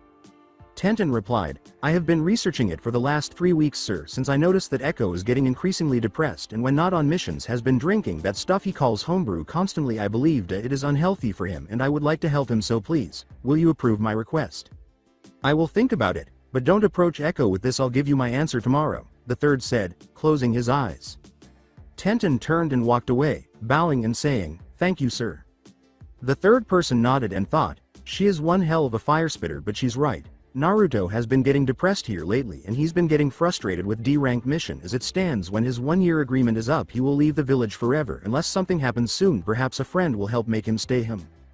When Naruto entered the mission office the following day, the third person gave him a look and said, "Echo, please wait for a few moments. I have a mission I would like to discuss with you." As a number of other individuals entered and received missions, Naruto nods and moves toward the waiting area. The third grinned and said, "Ah yes, Team 9. I have a 3-man mission for you. It is to deliver a scroll to Suna," as he watched Team 9 enter a few minutes later. Guy looked at him and replied, "I am sorry, sir, but I don't believe my team is ready to do missions on their own without a Junin sensei." The third said, "I understand and I agree with you, but your team is currently only made up of 3 people because one of your students has asked for and been granted an apprenticeship in the field of expertise that the student has selected." "Well, I suppose it would be you, Tenten, that has requested this since you seem excited," Guy said, glancing at each of his pupils as Tenten grinned. Tenten turned and bowed, saying, "You're right, Guy-sensei. I think you've taught me everything I know about weapon mastery. Although I acknowledge that I appreciate you helping me get better at taijutsu, I would like to live up to the moniker that was given to me as Konoha's weapon mistress. That's the reason I asked for this. I don't feel bad for you or the other team members, but I think I need to advance in order to get better. I hope there is no animosity, and I would be happy to practice with you whenever you are free to give me taijutsu advice." "I'm proud of you, Tenten," Guy said. "I'll admit that I've been anticipating this for some time, but I didn't want to push you to move on before you were ready. I'd be happy to let you train with my team whenever you're free, but I need to know who you'll be training under so I can provide them with any information they might need." Tenten replied, "I have requested from the Hokage to train under Echo." Naruto, who was drinking in the corner, looked at her and said, I think I heard wrong," as he abruptly spat out his drink, drawing attention from everyone. "Did you express a desire to train under me?" Gazing at the Hokage, Guy scowled and said, "May I ask why you have permitted him to train her?" Without intending to offend Echo, "He is merely a genin." The third stated, "I am aware of that, Guy, but Tenten made it clear to me that he does have experience with weapons of designs and uses that we do not know about. It would be beneficial for Konoha to have multiple individuals who can employ those abilities in order to prevent their extinction. I think that both would benefit from this, since Tenten could pick up his training techniques and skills and Echo would have the opportunity to work with a group of Konoha ninja and learn our methods." "I apologize for questioning your decision, Hokage-sama," Guy said, bowing. "I only wanted to confirm that he was eligible." The third said, "Here is the scroll. Guy and your team may leave when ready," and Naruto scowled as he approached Tenten. "Echo, I'll talk to you about this shortly." With Lee wishing Tenten luck and Neji scowling at Naruto, the Guy team departed. The third member said, "Now, Echo, I would like for you and Tenten to train together for the remainder of the week so you can accurately test her skills. Return in a week to start missions. Both of you have been fired." Naruto replied, "Don't I get a say in accepting her as my apprentice?" "Well, you do," the third said, "but if you don't want to, you'll be stuck doing D-rank missions until the exams because I doubt I'll be able to find you another team. Do you object, then?" "No, I accept," Naruto scowled before turning to Tenten and asking, "What exactly do you plan to learn from me?" Tenten declared, "I use long-range weapons in addition to any helpful advice you may have. I would like to know about any additional long-range or close-range weapons you may be familiar with." "It won't be easy if I train you," Naruto remarked with a frown. "Additionally, until you have mastered something, you cannot teach it to anyone else. Do you agree?" Tenten nods, and Naruto turns to face the third, saying, "I hope you're right about this." Tenten follows him as he walks away. After walking silently for a few minutes, Naruto asked her, "Why?" as he passed in front of her. After glancing at him, Tenten questioned, "Why what?" As he turned to face Tenten, Naruto paused, grabbed his glasses, and removed them. He then asked, "Why did you give up your own happiness with your team for me?" "I did what was right for me," Tenten said. "It wasn't something I did for you." Before Tentens could say or do anything, Naruto grabbed her arm, and the next thing she knew, she was in a white room with Naruto's voice echoing from all over the place, saying, "You say you did this for you. Well, if that's true, then prove to me that you are genuinely doing it for you." As the room transformed to a view of Konoha, Tenten noticed dead bodies all around her, heard laughter, and turned to see 20 Iwanins. One of them said, well, what do we have here? It appears that before we murder her, we can enjoy ourselves a little, boys. A second one came forward, sneered, and declared, "I want first dibs." "No me," said another. Another came forward, drew a weapon, and said, "Why don't we just all take her at the same time?" Tenten was becoming frightened, so she gathered her hands and attempted to dispel it, then tried biting her lip, but it did not work. She slowly reached for her weapon pouch, mentally cursing herself as she took out only 2 kunais, and prepared to fight. 2 more leapt forward, and one of them exclaimed, "That was stupid, girl. You just got rid of one of your weapons." She jumped back, threw her kunai, and struck him in the head, killing him. "How many more are there?" Tenten's voice was venomous as she said, "Enough." As his partner moved to flank her from behind, the man sneered and ran at her. Tenten jumped away and was kicked in the ribs by the third man, which caused her to fall to the ground and cough up blood. The 2 original men charged at her, and she was on her knees when she was punched in the face and flew toward the wall. When she hit it, she felt 2 pairs of hands grab her wrist and hold her to the side, and she saw the 2 men she was fighting holding her, while the third man was slowly approaching her while brandishing the kunai he had taken from the body of the man she had killed. He walked until he was in front of her, saying, "What will you do now, little girl? Will you scream for mercy or give up and die?" Tenten spat in his face, jerked her head forward, and struck him in the nose. As he staggered back, she kicked him in the nuts and used her feet to grab the kunai's blade in the man's hand, stabbing the man on her left. Tenten sneered at him and said, "I will see you in hell." Tenten used her free hand to grab around the man who was still holding her other arm's neck, snapped it, and jumped away as the man let her go after letting out a cry of pain. As the other 16 men began to close in on her, the man she had kicked in the nuts woke up and yelled, "Get the bitch." Tenten turned and started running, searching everywhere for a hiding place, and when she spotted a store with the front glass broken and a body on the floor, she jumped inside and hid behind the counter while she caught her breath, searching for any weapon she could find and thinking, "What the hells are going on? These are my real wounds, and this is not genjutsu. Is this thing real?" As she looked over the counter and saw multiple men rushing for her, she tried to flee as they drew close-drawn weapons and threw them at her, and a voice cried out, "I found her." She waited for death while closing her eyes. When she heard clapping, she turned to see Naruto walking past the men and remarked, "Well done, Tenten. I must say you surprised me." She had been looking up for a few moments when she noticed that everything had frozen. Tenten inquired, "What's going on?" as she got into a defensive position. Naruto laughed and said, "End program," as the room reverted to white, and he said, "This is called the danger room. In it I can create any kind of battle situation that looks, tastes, smells, feels, and thinks like a real thing. I wanted to test you and see if you were truly serious about training under me, as well as seeing if you would fight until the end or give up when faced with a hopeless battle, as well as testing your current skill levels. I must say I am impressed. You killed 2 ninja, wounded fatally a third while injuring a fourth. However, you did make several mistakes which we will discuss later. For now follow me and we can get you treated for the wound on your side from hitting the ground," as he headed toward the moment it opened. Squinting, Tenten said, "Wait, you mean none of this was real? Think of it as a real genjutsu that can't be broken." Naruto paused and turned to face her. "If you are going to train under me, then this is where most of your training will be done, and if you wish to change your mind, the time to do so is now." Tenten said, "I won't give up, Echo," as she gazed at Naruto with a determined expression. As he turned to leave, Naruto grinned and remarked, "Good choice, Cash. By the way, the name's Naruto." As Tenten's mind processed what she had just heard, she kept blinking and ran after him while he held her side. When she caught up to him, she noticed a hallway and asked, "Where are we?" As he entered a room, Naruto said, "Around 100 feet underground on the X level of my home now. This is the med bay over here, follow me." Tenten gazed around in wonder and awe as the door opened. "Now don't jump to conclusions, but I need to ask you 2 questions before I can treat you. Are you or could you be pregnant?" Naruto sighed as he saw the expression on her face. Red in the face, Tenten questioned, "What?" Naruto let out a sigh. I have to ask because if you're pregnant, the treatment I am about to give you could kill the child. It's standard procedure to ask all women if they are or could be pregnant. Blushing, Tenten said, no, not possible. As he approaches a computer and begins typing, Naruto nods and asks, when was your last monthly? At that moment, Tenten might have passed out from embarrassment and questioned, why do you need to know that? Naruto took a breath and replied, it's so that way the treatment will know what to expect should you be on it or if it finds bleeding inside of you so it would treat you accordingly. I am sorry but it's standard questions again. The 7th, okay, is that all? Tenten side nods and responds, yes, now if you would step behind that curtain over there and change into the outfit provided the medic machines will treat you from there when you're done. I and have been released. Look for a room that says library and I will meet you there, as he began to leave.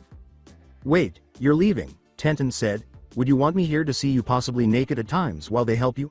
Naruto asked, glancing at her. I can if you want but. Red in the face, Tenten said, no, that's okay, go. As Naruto turned to go, Tenten yelled, wait, Naruto. Stopping, Naruto said, yes, is Naruto your real name or another code name? Tenten inquired. Says Naruto. My real name, why did you tell me it? Tenten inquired. I guess it's because I finally trust you enough to call you a friend, Naruto said, glancing toward the door. I don't tell anyone my name unless I trust them. It's one of the unwritten rules of mutants. He left the room. A machine that appeared to be human stepped forward from the wall and said, please change cash so we can begin medical procedures. Tenten grinned slightly. Tenten inquired, what are you? According to the machine, your doctor. Now move. Tenten saw Naruto sitting on a couch in the library. An hour later he slapped the book shut and asked, so how do you feel? As Naruto read aloud, a rose by any other name would smell as sweet but even the most beautiful rose can be deadly. Tenten replied, okay I guess Naruto I am a little sore but that machine said it would be gone by tomorrow. I never seen some of the things it used before. Naruto replied, I am not surprised. Things are different from my home. Tenten asked, what do you mean? This is your home, with a perplexed expression. Home is where the heart is and for me my heart is with my family. I am here but my heart is with them, Naruto said, leaning back and closing his eyes. According to Tenten, you sound like you miss them. Tenten scowled. Naruto replied, I do. I only have 3 people here in this village who I consider close. One is the Hokage but things have changed between us. Another is Kakashi but since he has been training Sasuke I have only seen him twice and the last is you. Everyone else either totally avoids me or only says what they have to and then leaves. So what is it you wanted to talk to me about?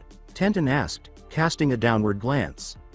Naruto said, well let's start with your test. Your flexibility is good, you could become good with a sword or a staff. Your throwing accuracy is great but you made several mistakes that could have cost you your life. First was when you discovered you had only 2 weapons. You threw one at the first target leaving you with only 1 weapon, limiting your defense and offensive abilities. The next mistake you made when you decided to actually engage the large number of ninja where they could all attack you at once. You should have tried to flee, breaking them up into smaller group for easier attack. You also ignored several things that could have been used as weapons or distractions while running when you did run, and the last mistake you made was hiding while on the run. I admit the hiding was good idea but when you stopped you lost all the advantages you had in the battle. If you hide you should also conceal your chakra and if possible henge to hide yourself. You saw the bodies everywhere dead, why not henge yourself to look dead while leaving yourself an escape route? If they were chasing you then it would be harder for them to detect a concealed chakra signature. The last mistake you made was when you decided to close your eyes when they threw the weapons at you. You forgot you could have replaced yourself with one of the enemies and took off running again. Yes, I do realize replacing yourself with a human target was hard but you could also have replaced yourself with the chair a few feet away and then grab some of the kunais to make a last stand if you were going to die. Don't give up and fight until you are dead. Make sure the enemy does not get the pleasure of going home unwounded. Make them remember you as the most badass bitch this side of hell they were ever going to meet. Tenten said, you're right, Naruto. I guess I never thought of that. I will show them next time, with a newfound fervor in her eyes after listening to Naruto and looking down for the majority of it. Naruto gave a grin and said, I know you will, Cash, I know you will. Now I guess I better show you around before letting you head home. I already have you recorded in the security system. Why do you keep calling me Cash? Tenten inquired. Naruto responded with, respect. I gave you that nickname and I am trusting you as I would any of my friends or family, so I will not call you anything but Cash until you give me permission to call you your real name when I have earned your trust.